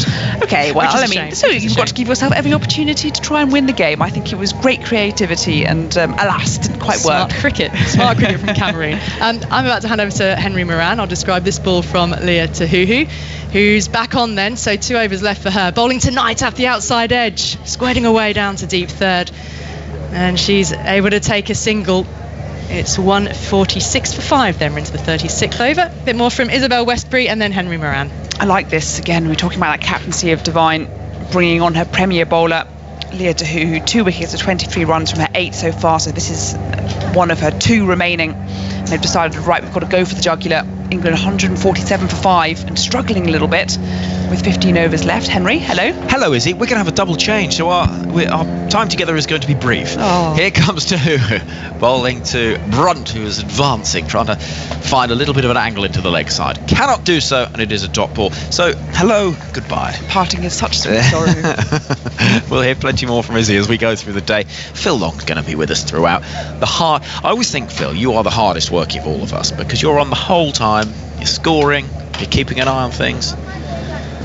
2 cups of tea today, though, been given to me, which always helps. You know, I get a bit grumpy if I don't get a tea mid-innings. Yes, I know. In comes Tahuhu to bowl to Brunt, who is defending into the offside. Who made though? I made one. Who made the other? Amy Lofthouse appeared with one. Whose was better? Amy Lofthouse likes her tea very strong, Yeah. and she's also gone strong with mine. I wouldn't go quite so strong, but it was delicious, and I'll look forward to one in the second innings as well. That's unlucky for you, Amy. Here comes Tahuhu. Slip in place. England 147 for 5. Brunt is on strike. It's dropped short, whacked into the leg side for a single out to deep mid wicket. And joining me is Ashes winner Steve Finn, who's been out on the balcony. We've been out there in the sunshine. It's lovely out there. It's wonderful, actually. Yeah, I didn't realise how nice it could possibly be in September. All my memories of playing cricket in September have been just stood with 2 jumpers on, shivering with hand warmers in your pockets. But this is positively balmy. In comes Tahuhu. It's on the pads of Knight. Slinging action from the White Ferns fast bowler that hits the pads of England's skipper. Runs down towards short, fine leg. I think it's off the pads. Or is there a little bit of bat involved? We will, I think, wait until the DRS timer has counted down because umpire Sue Redfern doesn't want to give an indication of what she thinks has happened until the team have made the decision, and it is leg byes signal. So 148 for 5. We've got fielders in the deep cover, deep third, long leg, deep mid wicket. What's that slip in place as Tahuhu is bowling, played into the offside, and there is no run as Bates fields, and the score 149 for 5. So 36 overs have been bowled. What is a worse time? Is it early April or late September? I think probably late September, but that's more for circumstances. I think you're actually really excited to be playing cricket in the first few weeks of April, and you're willing to take on any conditions. Although the first 8 weeks of the season this year for us in the county championship were unbelievably cold, like disgustingly cold, where you're trying to pull up for a second spell and you can't feel your fingers, and it takes you a couple of looseners. I mean, it takes me a couple anyway to loosen up on a nice day, but when it's about 6 degrees in April, that was not pleasant. But you're excited about what the season could potentially hold, whereas September, if you're not in the run-in for that championship, those last few games can be a little bit soul-destroying. Yes. Start of a new over. Rowe is going to bowl her 6th to the England captain. Knight plays that crisply into the leg side, out towards the fielder at Cow Corner. A single brings the 150 up for England. 150 for 5 at the start of the 37th over. England in a spot of bother. That was our assessment as we came up the stairs. And how are they going to approach it, which is the other side of all this, because we are both fans of swing hard and see where you get to. England are not going for that approach. Doesn't seem like it, although I think there's an opportunity here for Heather Knight, especially Catherine Brunt can bat. You've got Sophie Eccleston, Dean, the new girl, can bat as well. Kate Cross has slogged a few so far this season in the 100 and for her team in the Rachel Hayhoe Flint Trophy. In comes Rowe, driven past the bowler, and a single will be prevented by that fielder at mid-off. And so there is, so what, you think maybe a little bit of consolidation? Yeah, I actually think I'd be a fan of Heather Knight being the person who has to try and bat through, who has a good, fair assessment of how the wicket's playing and can really anchor. And then the rest, because you'd probably say that their batting is on parity as you move down the order now, that it gives the other people an opportunity to express themselves, shall we say. Rowe bowls to Brunt, who chips that towards the fielder at short mid-wicket. There's a little bit of confusion between Knight and Brunt, but after that misfield they decide eventually that the single is not there. Phil Long. I think Catherine Brunt 3 or 14, if you want swing hard, it might be coming up.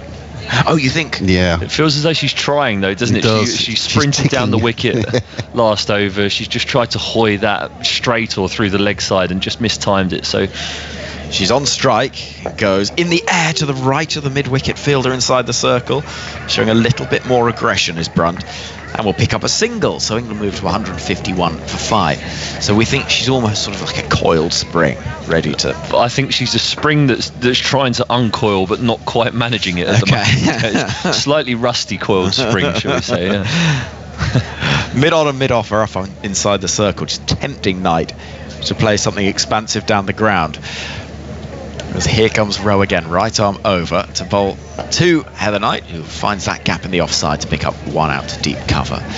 There's a decent crowd in, and it is worth remembering that it is 3:30 on a work day in the school times as well, so it's not a bad crowd at all, considering that we're out of the school holidays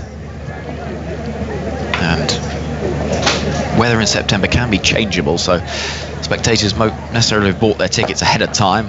Driven away, lovely piece of timing from Brunt, and there is that release shot, that spring uncoiling. She smacks that ball away to the left of the fielder at mid-off, and England pick up an important boundary, 156 for 5. A bit of WD-40 on the spring there, it just springs into action. The last ball of the over, Rowe will be disappointed there. She bowled a steady over, managed to tie Catherine Brunt down, only a couple of singles off the over, but slightly full and slightly wide. A slower ball, it looked like an off-cutter, some fingers cutting underneath the ball, taking the pace off it, but just giving Catherine Brunt the width and the space to be able to free her arms, and she sort of chops down on it, almost Joss Butler style, where she breaks her wrists and manages to snatch it through that gap between the extra cover and the mid-off fielders. But a welcome boundary for her, takes her on to 8, keeps the partnership moving forward and England closer towards a target that they will feel as though can be defendable, but it does feel at the moment with the shots that we've seen played and the way people have been able to put their hands through the ball that they might need a few more from here. Knight on strike as to who bowls. It's chopped away firmly out to deep cover. England move to 157 for 5 at the start of a new over, with Tahuhu bowling really well considering the amount of time she's had away from international cricket. Her last game was back in April. And she plays today having picked up important wickets already and looking really for the big prize of England's captain. It's Brunt on strike at the moment as in comes Tahuhu. A straight delivery with a little bit of a way shape that is defended by Catherine Brunt. And England remain at 157 for 5. We've got the blue skies overhead, sort of Simpsons clouds, if you know what I mean. They're very Simpsons clouds, actually. Those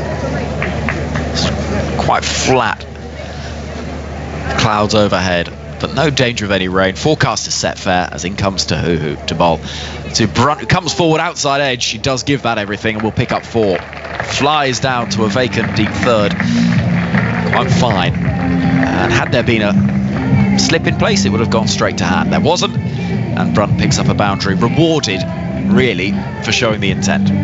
Yeah, it was a hoik more than anything, you'd say. Comes running down the wicket as well. She seems keen to come towards the bowler the entire time, come down the wicket and try and meet the ball, but Tahuhu in, Brunt forward again. That's an elegant looking drive, but straight to the hands of Susie Bates. That short extra cover, that was almost the most glorious boundary. She's literally advancing down the wicket, running down the wicket as the bowler's about to release the ball every time. If I was the bowler here, and we've seen Tahuhu bowl a couple of slippery bounces so far today, I'd be tempted to slam one halfway down here and say, stop doing that to me now. Tahuhu in, bowls a full ball down the leg side, which is signalled wide by umpire Sue Redfern. England 162 for 5 now. The first Royal London, in partnership with the ACE programme, one-day international from Bristol. You'll hear every ball of all 5 of these matches. We've got the live text commentary with the in-play clips, and also on the Red Button and BBC iPlayer later on today you'll be able to see full match highlights of this game. Here comes Tahuhu to bowl to Brunt, struck on the pad, looks a good shout, it's given. Immediately reviewed though from Catherine Brunt, who surely thinks that she's got something on this. It was a sort of review that is so instantaneous you think that the batter must know there's a reason why this isn't out. We'll wait and see. Yeah, there has to be an inside edge there, you'd say. Literally straight up for review and then walks down the wicket towards Heather Knight, shaking her head. She's calling for gloves now as well, so she almost certainly must have hit it. As soon as it hit her, you thought it's very, very close, as we see the replay here. And it's not as clear cut as you may think as it goes past the bat, but my guess is there has to be an inside edge there, surely. Well, here comes Ultra Edge and tells us there is an inside edge. Yeah, quite a meaty one as well. And so those celebrations are short-lived. In fairness to umpire Redfern, you can totally see why it was given. I mean, you would have picked up a few wickets like that. What do you mean? Down the years? I've never been unlucky. I've only been unlucky the other way, where the umpire hasn't given them. So, if anything, my numbers and average should be weighted or skewed the other way. But yeah, as everyone will know, I'm a terribly unlucky bowler. Yeah, oh, absolutely. Never get the rewards I deserved across my career, you know. So I don't really know what you're talking about, Henry. Yeah, quite. Here comes Tahuhu to bowl to Brunt, coming forward again, hitting that ball over the fielder inside the circle in the covers. One run is taken out into the deep. We'll see the over come to an end. 38 gone, 163 for 5. I think if you were to if there was an analysis available of all the deliveries that you've bowled in your career, and you could compare it, there must be bowlers that are statistically really unlucky. Yeah, well, I think Stuart Broad has mentioned a few times, hasn't he, in press conferences, where he said, well, I've had 100 catches dropped off me over the course of my career, so I should have 650 if people could catch. It's one of the things that some bowlers really do take pleasure in, just notching them up, almost as though when they walk off the pitch they've got a little notebook and they're like, just add another one onto that. I would also take one away for the Ben Stokes catch of Adam Voges in 2015, because that should never have been taken, so we can have one less then. There is the argument for that. It is a funny one. Bowlers do interpret their own fortune very differently sometimes to how other people perceive him. Yes, a lot about the mentality of the particular bowler. Yeah. 163 for 5 is the England score. Start of the 39th over. Rowe is charging in towards us from the Ashley Down Road end of the ground, and that's a little edge down towards the keeper, Martin, who, rather in the manner of a fish that's just been pulled to shore, sort of squirms her way towards the ball. and eventually gets it back. 1-6, 4-for-5 now. Very quickly, Leah Tahuhu's figures, 10 overs, no maidens, 2-for-32. What a fine return from Tahuhu. And the decision from Sophie Devine to stick with the wicket-taking bowler to try and dislodge Heather Knight, that hasn't paid off, and so that is something that will work in England's favour. You'd think so, but I do like that style of captaincy. As we said when we came on air here, we prefer the team to always look to be aggressive, not just limp up to a semi-competitive total. In comes Rowe to Bolton Knight, hits that ball firmly into the ground, straight to the hands of backward point Lauren Down, and there is no run. And much in the mould of the Brendan McCullum and Owen Morgan styles of captaincy, if you sense an opportunity to go for the kill as a captain, I think it's a great chance to try and do that, and dislodging Heather Knight here brings the tail in and removes the England anchor that they'll be wanting to base the rest of this innings around. Rowe to Knight, chipped in the air into the leg side. There's work to do for the fielder running around to long leg. It is picked up by Jess Kerr down to our left, and England move to 165 for 5. What do you think they'll feel confident with and being able to defend? 250? Yeah, I mean, a 250 would be an absolute dream. That would mean 90 or 85 runs off 12 overs. Brunt swings hard down the ground, doesn't time it perfectly, and there is a fielder at mid-off to prevent the run. You feel as though they'd have to have an explosive finish, given what we've seen over the course of the last 10 or 15 overs or so, to be able to reach up to that point. I think anything 225, 230 around there, they'll feel as though that's defendable, and with the new ball bowling that England have, with the swing that we might see them get, Catherine Brunt, Kate Cross, and then the number one bowler in the world, Sophie Eccleston, to come in and tie that up as well. It gives you a little bit of leniency when setting a first innings score, especially against a top heavy New Zealand team.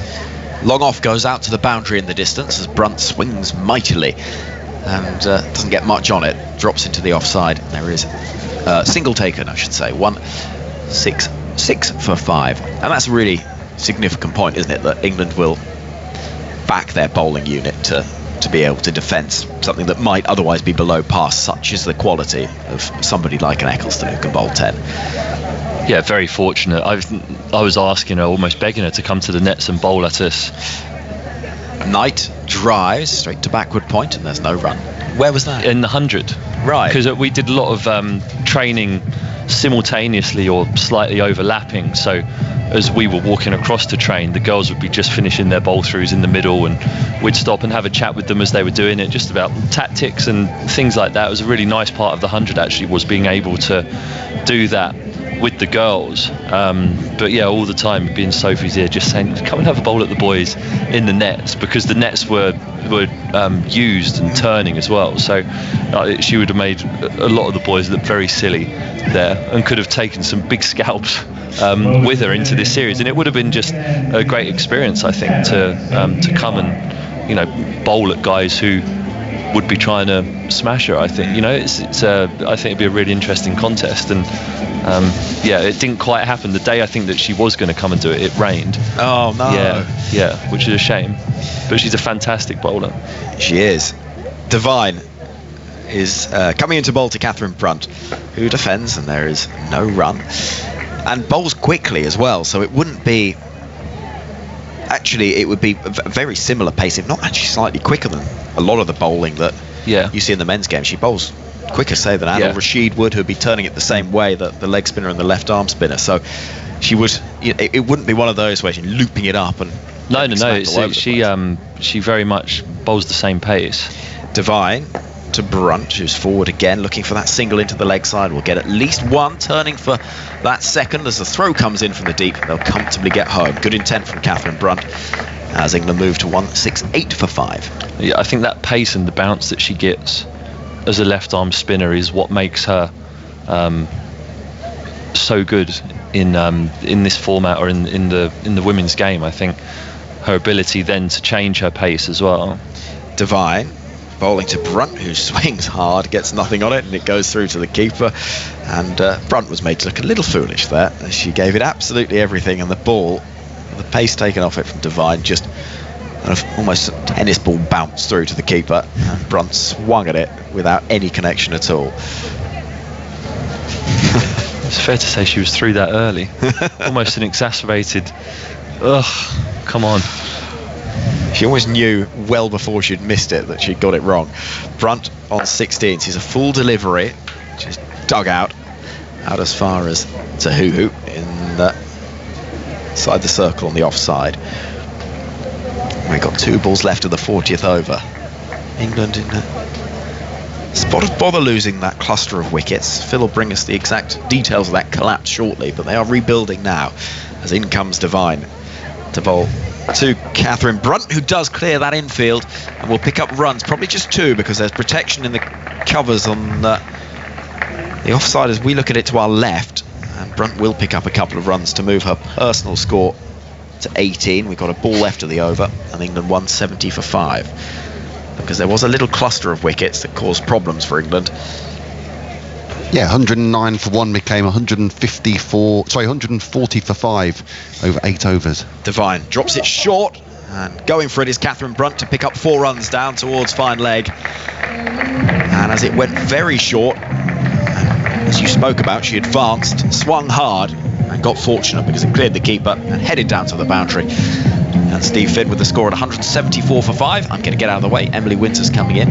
What do you make to this approach that we are seeing now? A little bit more aggression.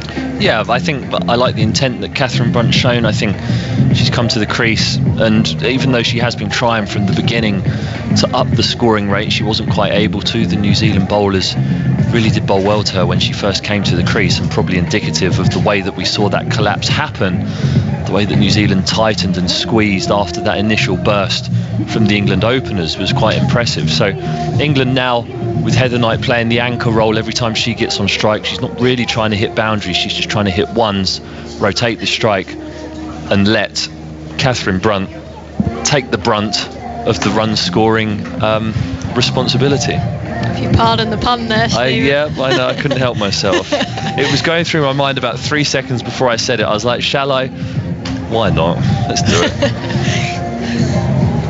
Projected score from here. What do we reckon? I think 230 probably will be a good effort to get to, but I think that's where they'll be happy. Another 56 runs from here. So 10 overs remain. As in comes Rowe tonight, who turns that nicely into the leg side. She's running the first one hard. She might want 2 here. She's coming back for 2, put the fielder under pressure and makes it comfortably. Good running by Knight. She moves to 60, 176 for 5. She hasn't had much of the strike, has she, in the past few overs? No, it seems to be she'll get 1 early in the over, then Catherine Brunt will face a couple of dots trying to hit boundaries, then maybe a single, and then Heather Knight's really hit the gaps every time she's faced the ball, and there she seemed desperate to get back on strike. Rowe in again to Knight down the leg side. Umpire stretches his arm again, another wide. We've seen quite a few extras, haven't we, so far in this innings? 21, a little bit of ill discipline with the new ball. The swing was quite significant actually, and the opening bowlers maybe slightly struggled to control their line with the swing. And here, as the innings has gone on, in their attempt to tighten the line, they've strayed down the leg side a number of times. Rowe tonight again, full Yorker delivery. That's well played by Knight, digging that one out. Great delivery. Yes, it's going full and straight here. She has protection on the leg side at fine leg, and a deep mid wicket who's quite a square deep mid wicket, more in line with the stumps rather than anything straighter. But the angle that she's trying to bowl to Heather Knight here is not giving her any width to be able to free her arms through, and just so she can try and tap it into the leg side for a single and get Catherine Brunt back on strike. In comes Rowe again. That's heaved. Is that gone straight to mid-on? No, it hasn't. That's gone over the top, and that's 4 runs to Heather Knight. A bit of intent now from her as well. A boundary to her total. She moves to 64, 181 for 5. It seems the lines that New Zealand are bowling here are quite predictable to Heather Knight, and her knowing this here, knowing that it's going to be angled in towards her legs with mid-wicket and mid-on inside the ring, it gives her the opportunity to get upper and under it and over that mid-on fielder. Only just goes wide of Kerr at mid-on, but a nice shot and a nice forward momentum for England. Rowe in again, full delivery. That's timed nicely out to that leg side, but there's a sweeper who comes round. Will just be a single. Knight will move to 65 off 88 deliveries, 182 for 5 England. It's built into a decent partnership this now, isn't it? 42 runs. I'm not sure off how many balls, but just a little bit of consolidation before these last 10 overs where there is some power left in the hutch here for England as well. So the opportunity to get up towards a competitive score. In comes Rowe again to Brunt, who's given herself room. She's got bottom edge on that. The fielder's chasing. Will the fielder get there down at third man? Yes, she does. And they come back for a couple.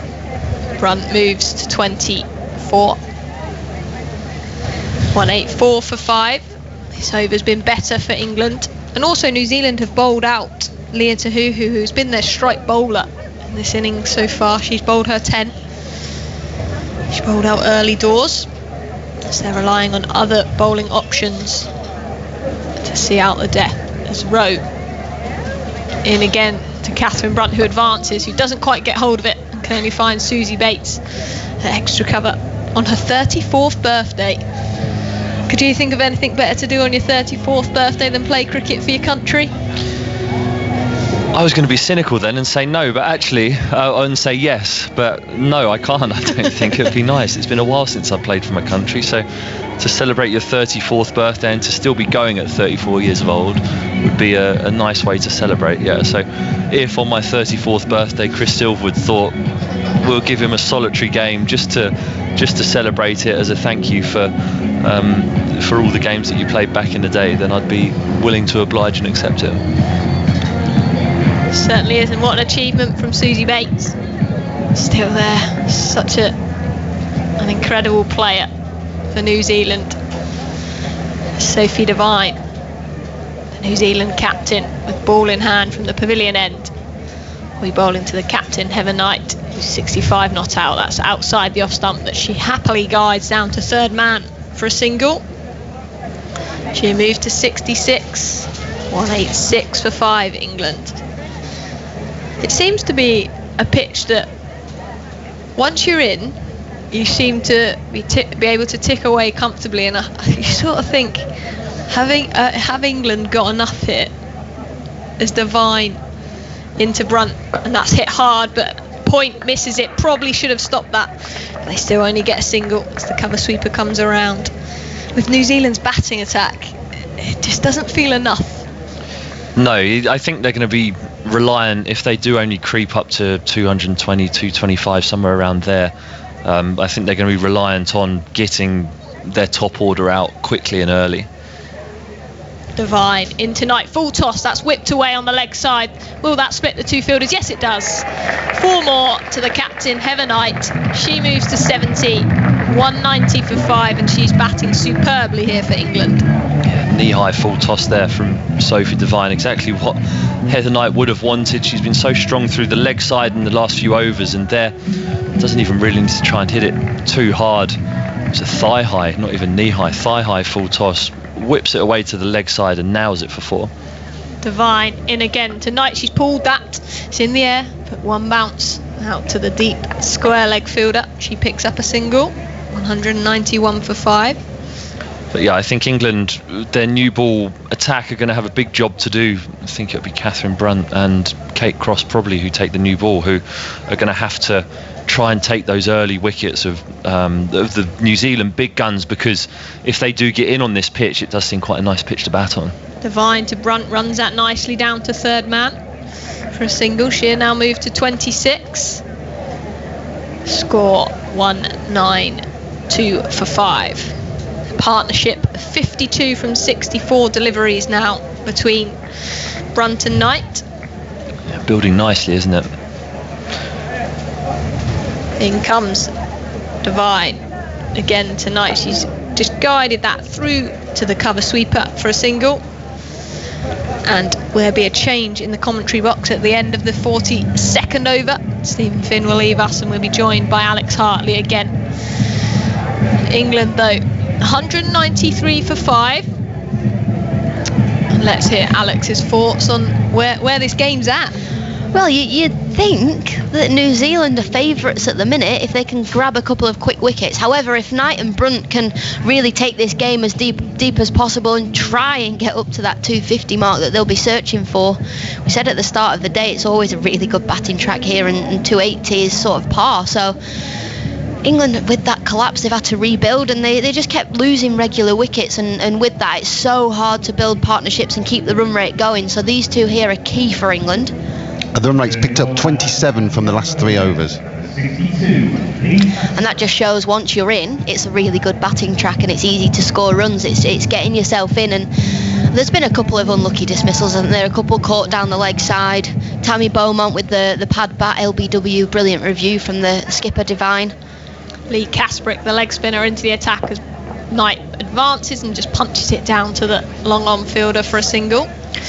I think what has been brilliant is Heather Knight. You know, she's really played a captain's knock so far in this innings. Her team have collapsed around her, and she's been able to steady the ship, and that's so important as a captain and as a number 3 is able to ride those waves and get through those passages of play that are difficult. In comes Kasprick to Brunt, who moves and sweeps away to the deep square leg boundary. She's certainly looking the aggressor in this partnership currently. Brunt moves to 27, 196 for 5. And that'll be Catherine Brunt's job, will be the one to take the risks as Heather Knight looks to bat as deep as she can in this innings. Kasprick in again, gone for a verse. She's hit that well. There's no point chasing that for the cover sweeper. That's 4 runs tonight. She's motoring along here. She's now 77 and 199 for 5. Yeah, she plays that shot so well, time and time again. But there, she's absolutely nailed it. Straight out the middle of the bat. Backward point is 10 or so yards behind point. She was able to play that in front of point for 4. Again, the leg spin of Kasprick in again tonight, and this time she just plays up to mid-on for a single. Good batting, finds a boundary, and gets a single up the other end to bring up England's 200. And that's the beauty. If you get a boundary away early in the over and look to rotate your strike, your run rate naturally goes up towards 8 and 9s, and that's what England need throughout this last period. Kasprick in again to Brunt, who advances but can only find Kasprick. A rare dot ball. So the 43rd over. England bring up their 200. Kasprick quick back to her mark and in again to Brunt, who again moves, and she's hit that well over fine leg's head. The fielder comes round. Brunt may want to. She says no. There's a good bit of fielding out there by Tahuhu. Quick to the ball, so just a single. That's the end of the 43rd over. 201 for 5. Yeah, she's got a good arm as Tahuhu. Just then she lobbed it in, but she knew that the batters weren't taking her on. So she's recovered from a shoulder injury. She actually dislocated her shoulder playing in the Women's Challenger Cup out in India in the so-called Women's IPL, celebrating. She was batting and she hit the winning runs and threw her arms in the air and dislocated her shoulder, which just shows the luck she's had with injuries over the last few years. I tell you what, that's impressive to dislocate your shoulder celebrating a win with the bat as a number 11. You know, she's hit the ball and thrown her arms in the air, dislocated her shoulder. Full highlights of the game today will be on the BBC Red button and the BBC iPlayer later today. Hopefully see no dislocated shoulders on that. But New Zealand are making hard work for England here. 201 for 5 with Knight and Brunt. 2 England experienced players at the crease as Jess Kerr comes into the attack from the pavilion end. Into Brunt, who steps onto off stump and knocks that comfortably into the leg side for a single. Brunt will move to 29, 202 for 5. Fielders outside the circle. There's 3 out on the leg side. A deep mid-wicket, a deep square leg, a deep fine leg, and a cover out on the offside to Heather Knight.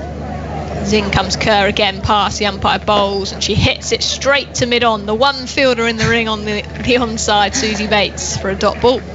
So it was a bit unlucky that on the pads she probably could have hit that anywhere, but picks out Susie Bates. Susie's recovered as well from a shoulder injury. She was out for a long period of time. Full shoulder reconstruction. Nasty injury, but good to see her back on the park as Kerr in, and Knight's gone for a paddle. She's got hold of it, but it'll just be a single. As the fielder at fine leg again gets to the ball quickly. Knight now 79, 203 for 5. Heather Knight running up to the other end, just laughing. She's signalling that was a slower ball there from Kerr. She's got a giggle on her face, so she's nice and relaxed out there, is Heather Knight at this moment in time. If the captain's relaxed, we should all be relaxed as Kerr comes into Brunt, who's cut that away through the offside. Fantastic fielding at backward point. Doesn't get past, so it's a dot ball. Yeah, brilliant diving stop there from down. Gets down quickly. There's too many puns going on here. Steve Finn did one with Brunt, and now we've got a down one. I have to start off with my game and find one myself. In comes Kerr to Brunt. She bowls, that's a full delivery. She doesn't quite get hold of it, but they can come through for a single. Brunt will move to 30. Good knock from her, 30 off 40 deliveries, and just built a partnership with the captain. Yeah, she has, and it's really nice to see how Catherine Brunt's batting has matured over the last few years. Quite often she comes in, or previously she used to come in and play those big shots quickly. Kerr comes in tonight, and she's heaved hard, and that's gone out to the onside, just for a single again from Knight. She's trying to get after that one, and probably trying to hit over the mid-on fielder that was in the circle. But the way Catherine Brunt has gone about this batting innings, being able to just rotate the strike, get the captain on strike, facing the majority of the balls, and then I think now's the time where Catherine Brunt can really look to accelerate. 205 for 5. 44 overs gone to 6 overs remain. And England have batting to come. Charlie Dean on debut, Sophie Eccleston, Kate Cross, who I saw play a fantastic 50 in the domestic stuff against the Southern Vipers. She can hit a hard ball, especially through the covers. She plays through extra cover really nicely, doesn't she? It's a good job Kate Cross got runs that day, because we were bowled out for 110, and without her 60 we'd have been struggling. What about Kate Cross? I'm surprised she didn't have a bad back after that game, actually. I think she got 3 for as well, so she carried us that day. I mean, we did lose. Player of class, though. Good to see her back in an England shirt and in the England team. And Susie Rowe comes in tonight, and that's turned down to third man. Brunt says no. Fielder inside the circle at point. Down does the fielding. 5 wickets to have fallen for England. Lauren Winfield Hill for 21, Tammy Beaumont 44, Nat Siver 2, Amy Jones 2, and Sophia Dunkley for 5. So it leaves Brunt and Knight at the crease. In comes Rowe from the Ashley Down Road end again, gathers, and she's gone for a paddle. It's down the leg side, so it will be signalled another wide, and they've taken a single as well. Yes, it is a wide. The umpire stretches his arms, so that's 2 to the score. It's a good option that for Heather Knight, with the ball angling down the leg side. Fine leg, there is no fine leg, we've got a deep backwards square, so all these England girls actually play the paddle really well. Heather Knight there, just not managing to get anything on it. It's a bit further down the leg side than she anticipated. 207 for 5. Brunt's gone for a paddle now, and the ball's fired through the offside, and it's a dot ball. That was a rule when I played cricket for England. If there was no fine leg, no one in that region, you have to go in and paddle, because it's just such an easy way of trying to manipulate the field. And it usually brings the mid-wicket, doesn't it, that's in the circle at the moment. They will then come out, and then you've got, as we can see that they're going to do here, because they've played the intent of that paddle, and then you've got that big gap, haven't you?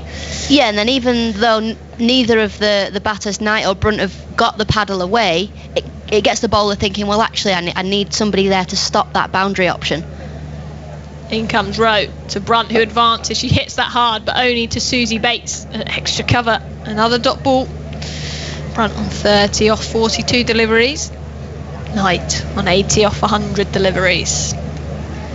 I was saying to our Thunder girls at the weekend when we played, I said, at the end of the winter, I want every single one of you being able to paddle, because if I can do it as a number 11, you can all do it. In comes Rowe to Brunt, who's stepped away, and that's a thick outside edge. I think that will skid on with the spin.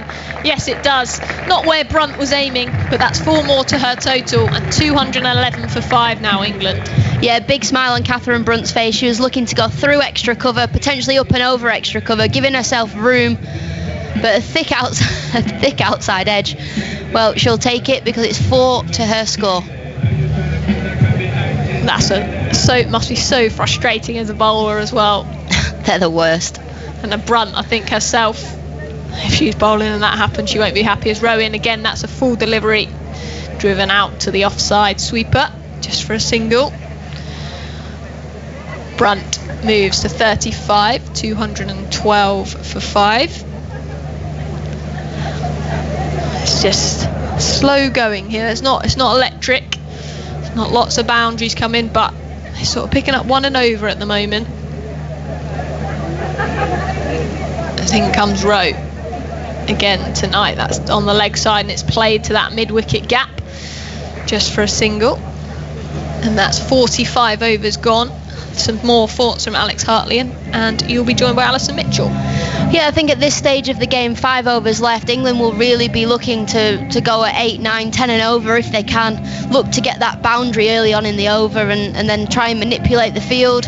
We can see that they've played a couple of paddles to try and move certain fielders in different directions. So these two have built a brilliant platform. You know, Heather Knight, the captain, she's had a brilliant captain's knock. She's 81 not out. She'll want to be there at the death, 100 not out, no doubt. Hi again, Alex. They've put on an excellent partnership, haven't they? They came together with 140 on the board, 140 for 5 at the fall of Sophia Dunkley's wicket, so taking them to 213, 5 overs left. You're right, they've got the platform, both of them established. Do you reckon Heather Knight can get, what does she need, 19 runs the last 5 overs? Yeah, definitely. You'd like to think so. She's one of those players that won't be thinking of that either. She won't be thinking of her 100. She'll be thinking, let's try and get up to that 250, 260 region. You know, they had that big collapse, England, where, you know, it's a brilliant batting wicket here at Bristol, and we said at the start of play that 280 was probably par, so they'll be trying to get as close to that as they can. Sophie Devine in now to Knight, who steps across, gets some room to play a strong, looking for the slog sweep, then picks out Satterthwaite on that deep mid-wicket boundary, 1 bounce into the hand of the fielder. I thought for a moment she had just shaped and absolutely nailed it out the middle of the bat, bisecting the 2 fielders, but she didn't quite get the direction right. Yeah, Devine here will be looking to mix up her pace, bowl slower balls, cross-seam deliveries, cutters, something she does so well. She's so experienced. Brunt facing up and Devine in. Brunt forward, these two are eager for runs. It's fielded at point, it's skewed off the outside edge of the bat. I think they've both had a word and gone, right, 5 overs, we've got the platform, the run rate's 4.75, we need to up that to really give ourselves the best chance possible defending this total. Yeah, definitely. The one-day side for New Zealand isn't as top-heavy as it is in their T20, so Devine comes further down the order.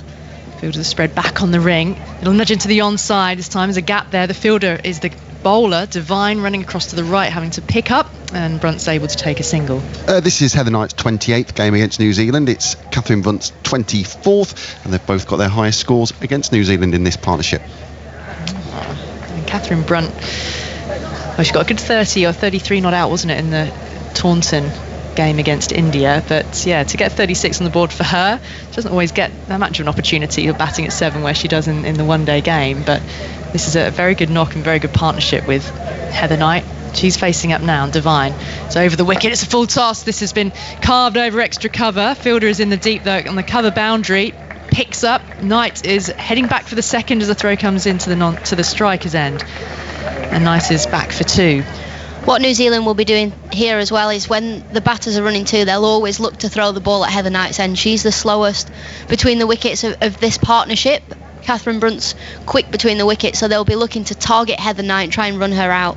Mid-on has dropped back to the boundary. Full toss again, this time over leg side. This will be 4. Really well played, has helped around the corner. Pulled it away low, behind square. Really valuable boundary, takes Knight on to 88 and England 221 for 5 in this 46th over. Yeah, Sophie Devine there going for the Yorker and missing her length. Heather Knight being able to see that early, sweep it behind square for 4. She's absolutely nailed that, and that sort of shot is just showing the form she's in. That absolutely came out of the middle of the bat. The deep square leg, she's staying at square rather than pushing behind square, and Devine is in again. Drivable length this time. Devine fields, gets her hand to it and her follow through, and that means Catherine Brunt is flat on her front as she scrambled to make sure that she was back in her ground at the non-striker's end. So end of the over. 221 for 5 is the score, with Knight on 88, Brunt on 36. And you're right about that, the collapse in the middle. So the innings, for those who might just be joining us, was built first on a second wicket stand of 65 between Beaumont and Knight. There was a period when England lost 4 for 31. That was a bit of a clatter after Beaumont fell, swiftly followed by Siver, then Jones and then Dunkley. But then with the arrival of Catherine Brunt, she's been the one to stick with Heather Knight. And now we've got 4 more overs to really bolster this target, and the intent is absolutely clear to see out there. Now who's got overs left to bowl from the New Zealand perspective? Tahuhu's bowled out, hasn't she? She's bowled her 10. Yeah, and this is Kasparek's last over. Kasparek. And then to Brunt using her feet, looking to hammer her down the ground. Finds the fielder at long on, takes a single. Ball comes back into the middle. She's looking up at the sky, just thinking, she can feel that she just slightly missed the chance for a boundary. She's always one of those.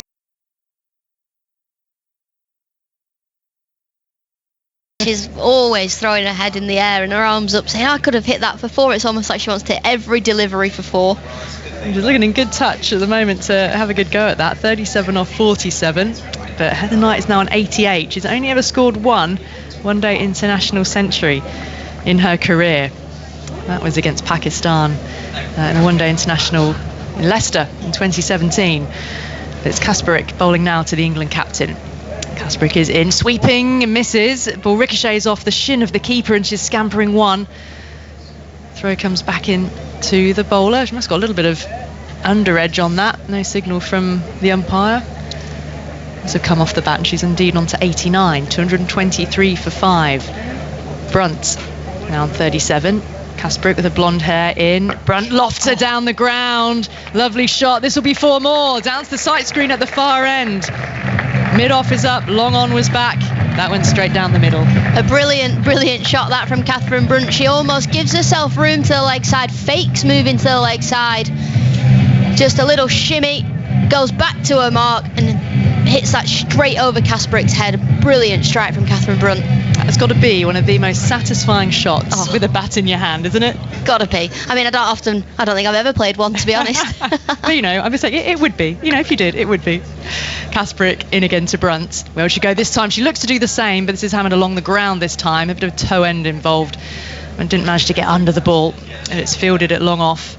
Both of those fielders back on the fence now. Long off and long on. We've got 4 inside the circle on the offside.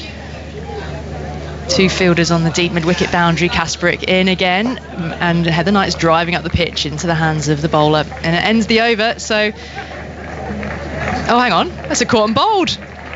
She didn't drill it back into the pitch, she drilled it straight up the pitch into the hands of the bowler, and she's walking off. Well, very muted celebrations from the New Zealanders. Only really knew that the wicket had gone because Heather Knight thumped the toe end of her bat now as she turned from the crease. Yeah, it was a strange passage of play that. The New Zealand girls didn't celebrate the wicket. Nobody really knew what was going on. But Heather Knight so frustrated with herself, just nailing that straight back to Kasparek, looking to drill the ball down the ground, but drills it straight back to the bowler. I thought it must have been a bump ball into the pitch and then into the hands of the bowler. Just no reaction at all from anybody on the field, and Heather Knight's just turned and walked off. She's gone for 89, a fabulous innings, but she absolutely was in the form to stay there through to the end. 228 for 6 now in the 47th. Yeah, she was. She'd built the platform. She'd got her team up to a half-decent total. But England here, they've sent out Sophie Eccleston instead of Charlie Dean, and that's for one reason and one reason only. It's for Sophie Eccleston to get on with it, try and find the boundary, try and get up to that 250 if they can, because they know they're a few shy here, do England. Well, Charlie Dean then, I mean, she must have been sitting with her pads on for the best part of the last hour for that partnership, which I'll get Phil to tell us just how much that partnership was worth between Heather Knight and Catherine Brunt. But yeah, she's been sitting there for all that time. Then she's when on the slippery pole. She doesn't get a chance. Well, who knows? She may yet get a chance. How long Eccleston can stay out there for and how many runs she can make. She's with Brunt, who's on 42. Kasparek in, and Eccleston is forward driving along the ground to long on. Gets off the mark with a single. Phil? Yeah, that partnership was worth 88 in the end. It's actually the second best England 6-wicket partnership. Certainly the best against New Zealand. The best ever was actually earlier on in the summer. Catherine Brunt and Sophia Dunkley added 92 unbroken, and I say that partnership today worth 88. Yep, really fine stand. So 65 between Beaumont and Knight. Knight carrying on to put on 88 then with Brunt for that 6th wicket. Now, how many can Catherine Brunt get? 42. Not out at the moment. She's only had 150 in her career in one-day internationals, so it could be quite a landmark moment for her if she can get there. But it's about the team, isn't it? And 3 overs to go, get as many as they can. Yeah, definitely. She won't be thinking about that 50. She'll be thinking about the team. Can we get as close to 250 as we possibly can? It's been one of those innings for England where they're almost looking to accelerate, lose a wicket. They had that collapse, and now just losing the crucial wicket of Heather Knight. So it's Kerr into Eccleston bowling full. Just take a single to just behind square on that onside. I just realised I've done Catherine Brunt out of a 50 in her ODI tree. She actually got 2 in quite quick succession. One against Australia, one against South Africa. So yeah, top score of what, 72 not out yet, and a 52 against Australia earlier on in her career. So she's on for her 3rd. We were nearly there. She's on 42, facing up now, driving to long on, jogs through for 1, fielded by Maddie Green, moves in off the long on boundary. So 231 for 6 is the England score. Is this going to be good enough for them to defend against a New Zealand team who have warmed to their task during the T20s? They looked horribly out of sorts, didn't they, in the first game at Chelmsford? So if they really weren't prepped well enough. Here is Kerr in, and Eccleston swinging this away to deep square leg, fielded, and manages to pick out the fielder. Throw comes back into the keeper, and another 1 added. Yeah, in that first T20 at Chelmsford, you could just tell that New Zealand hadn't played cricket for such a long time. Since April, wasn't it? Yeah, so having not played cricket since April, coming out only having that 1 warm-up game against England Academy, it was always going to be a tough ask, but they've got better as throughout this series. Kerr into Brunt. She's using her feet, but she's bowled. Looking to whip this into the leg side. She's gone. And so New Zealand get this double break, removing Knight and then Brunt with just a couple of overs and a bit to go. And Brunt on her way then for 43. Pegging England black in these final stages. England 232 for 7. Yeah, key wicket that, well bowled from Kerr. Catherine Brunt just shuffling down the wicket, trying to use her feet, but completely missing it, looking to hit the ball into the leg side, got herself nowhere. Well, Charlie Dean is on that slippery pole because out comes Kate Cross. Oh, where's Charlie Dean? Will she get an opportunity? Well, it's Cross, there's Davis. She can't have been bumped to number 11, surely. Well, as Emily Windsor will be gutted, her mate's not gone out there. I'm happy my mate's gone out there. You'll see, I've noticed whenever those wickets have fallen, Emily's up to the front of the commentary box, and I'm thinking, hang on, is she taking over from? No, she's just looking to see who's coming out next, and it's not Charlie Dean. So it's your mate, Kate Cross, instead. So, and she'll relish this, won't she? Opportunity is late. I mean, yeah, have a bit of a swing. We saw her hitting 6s in the 100. Yeah, we did. She can strike the ball really well. She's fresh off a 50 as well for the Thunder against the Southern Vipers last weekend. Yep. Puts her in a good nick to come out here then and take on Jess Kerr. Will she have a go straight away? Will she just take a couple of balls to get her eye in? Let's see, 232 for 7. Well, she loves a paddle, does Kate Cross, and fine leg is up inside the ring. So the option's there if Kerr goes pace on. Susie Bates is having a good old chat with Jess Kerr here. They're tinkering in the field. So bringing extra fielder inside the circle on the onside and sending back now fielder for that paddle. Some protection on the deep backward square boundary down at long leg. So here is Kerr then. Kate Cross new to the crease, Eccleston at the other end. Kerr is in now. She does set herself for the paddle, and now that the fielder is set back, she gets off the mark and even gets the boundary because it's a misfield. Well, having been stationed down there on the rope, really that ball should have been cut off because she made the ground, but it's 4. Crosses off the mark. She did make the ground, and you could just see when that fine leg fielder was going back onto the boundary, you could just see Kate Cross eyeing it up, just seeing how wide they were, because she knows if she can get it fine enough, she gets the boundary. And she did get it fine enough. It was really well placed, and not a great piece of work done by Brooke Halliday on the boundary. So facing up again is Cross, and Kerr isn't full into drive. Isn't quite able to get underneath. It was quite full and fielded at wide mid-wicket. So end of the over, and a wicket has come. The important wicket of Catherine Brunt, who'd got on a fabulous partnership with Heather Knight. So 236 for 7. 2 more overs to go, and can Eccleston and Cross now see out these last 2 overs? And do you reckon, Alex, this total is looking challenging enough? You'd say no. I think 250 would look challenging enough. I think they're just a little shy at the minute. But as we were saying in the T20 series, the New Zealand, they were really top heavy, they were really dominant at the top of the order, but throughout this ODI series you've got Devine coming in at 5, so it splits it up a little bit, so you know that quick wickets aren't necessarily going to mean you win the game, because they bat a lot deeper. So I think 250 would be a par score on this wicket. Yeah, I think that the collapse in the middle order was really what dragged New Zealand back into it, gave them heart. And they've managed to carry on this impetus with some wickets at the back end as well. So Sophie Devine is into Eccleston, and she got a hand to it, and her follow through is ringing out her fingers now. Eccleston's able to take a single as the ball is fielded at long off. Raises a glove to Kate Cross to say, no, that's all right. Yeah, I think she was just saying that was pace on there from Devine, saying there wasn't a slower ball. I'd be very surprised if Devine goes pace on to Cross, knowing that she does like to paddle. Long on, long off, both back on the fence. Fine leg is up here. It's a full delivery, and she's looking to drive. Hammers it into the pitch, and Sophie Devine gets both hands behind it. Again, isn't able to field it completely cleanly. She just stops the runs, and then I think sort of looks at her hand, just like, oh, it's another bruise. There's nothing worse. Delivery. This time of the year as well, everything that hits you, you've had a full summer of cricket. Everything that hits your hands sort of bruises and your fingers swell. And usually the air is quite a bit colder than it is today, actually. It's not too bad out there. Devine is in, and took some pace off that time. It worked into the leg side and down to long on, wideish long on by Cross. Just the single. Throw comes back in. Hannah Rowe down on the boundary. Thought about a second, but wisely decided against it. And Sophie Devine heading back to the end of her mark. 238 for 7. A blue sky day with a few fluffy white clouds at Bristol, and England asked to bat first. Got off to a really strong start, stuttered in the middle, trying to build now at the end and just try and hit some more runs. Thumped down the ground aerially, could be out, and is out. Quarter long off. It's the end of Sophie Eccleston. Amy Satterthwaite with the catch. She's gone for just 4. 238 for 7. Will that bring? That becomes 8. 238 for 8. Will we see Charlie Dean? Well, on debut? I think we will. Oh, it's a no ball. It's a no ball. The outstretched arm of the umpire. Sophie Eccleston is walking back. What drama. What drama. As Emily Windsor had her arms in the air. She was celebrating because Charlie Dean was coming out to the middle. Get back in that chair. She's not coming out yet. It was a no ball.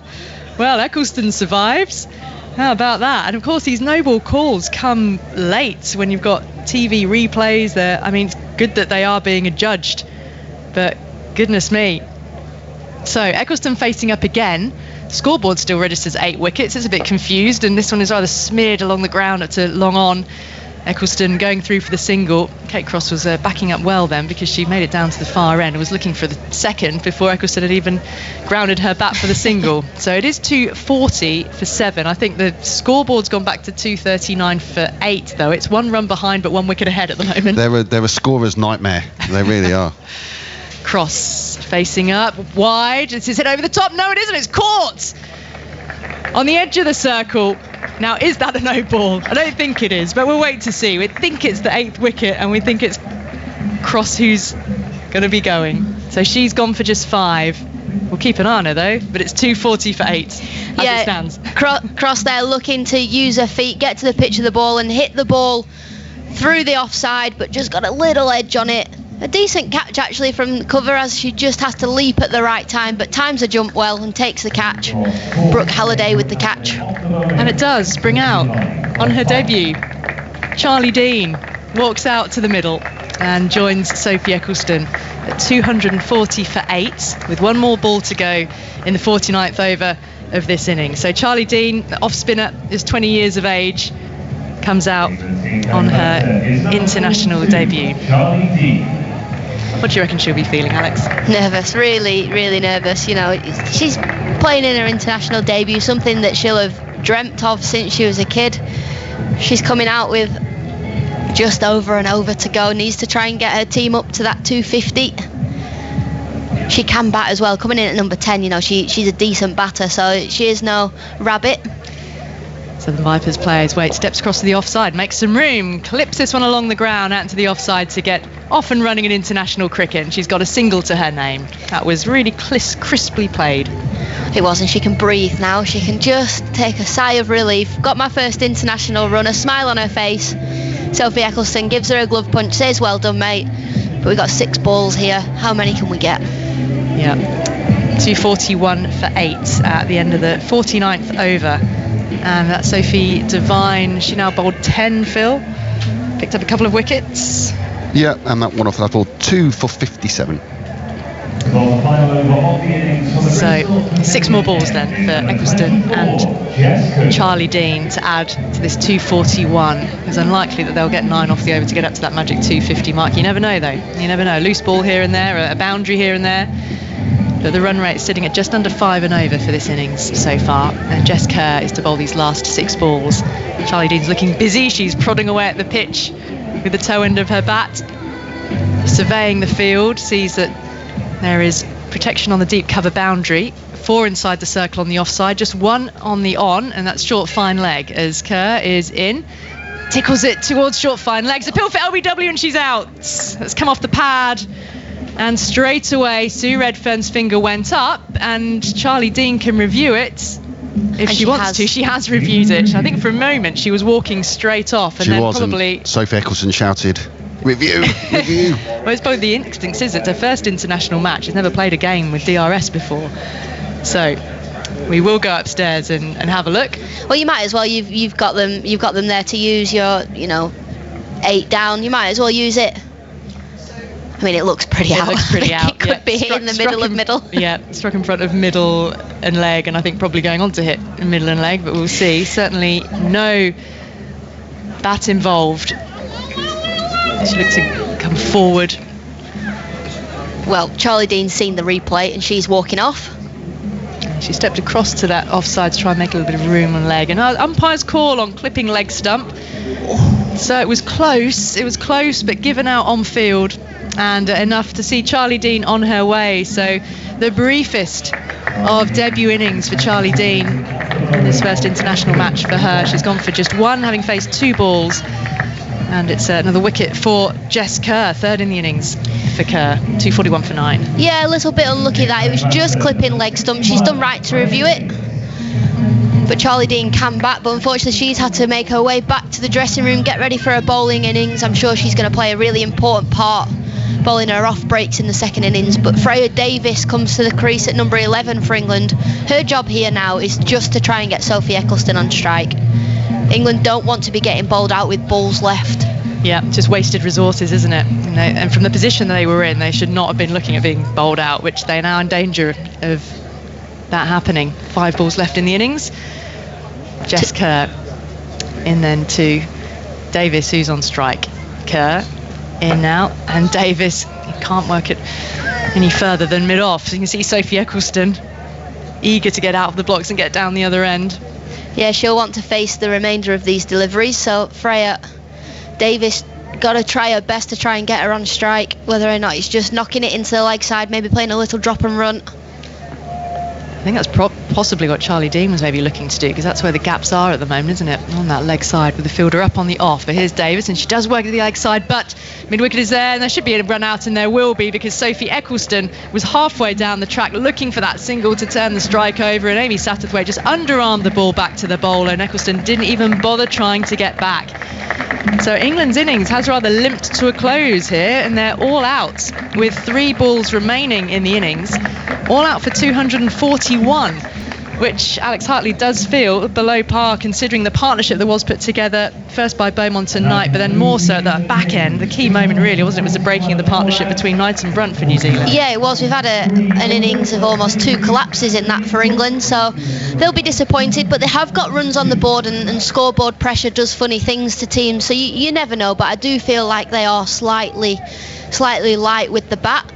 Once again, we'd like to thank you for coming to I mean, New Zealand having won the toss and put England in, do you think there was a time at the start of the innings where they were perhaps, well, not say ruining that decision, but wondering was that the right thing to do? Yeah, but going into this series, you know that England are capable of a collapse. You look at their middle order, and you've got the likes of Jones, Dunkley, Brunt in the middle that you can get out early. So they'll have been thinking, quick wickets, early wickets, try and put the pressure on, and then England rebuilt brilliantly with Heather Knight and Catherine Brunt, and then another collapse came. So it was one of those innings that kept swinging both ways. Yeah, that collapse at the end, 5 for 13. Quickly go through the scorecard.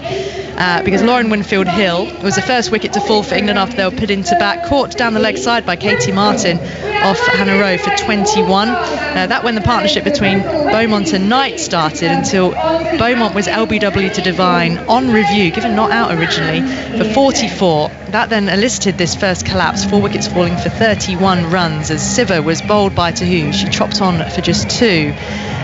Amy Jones attempted to pull and was bowled by Tahuhu for 2.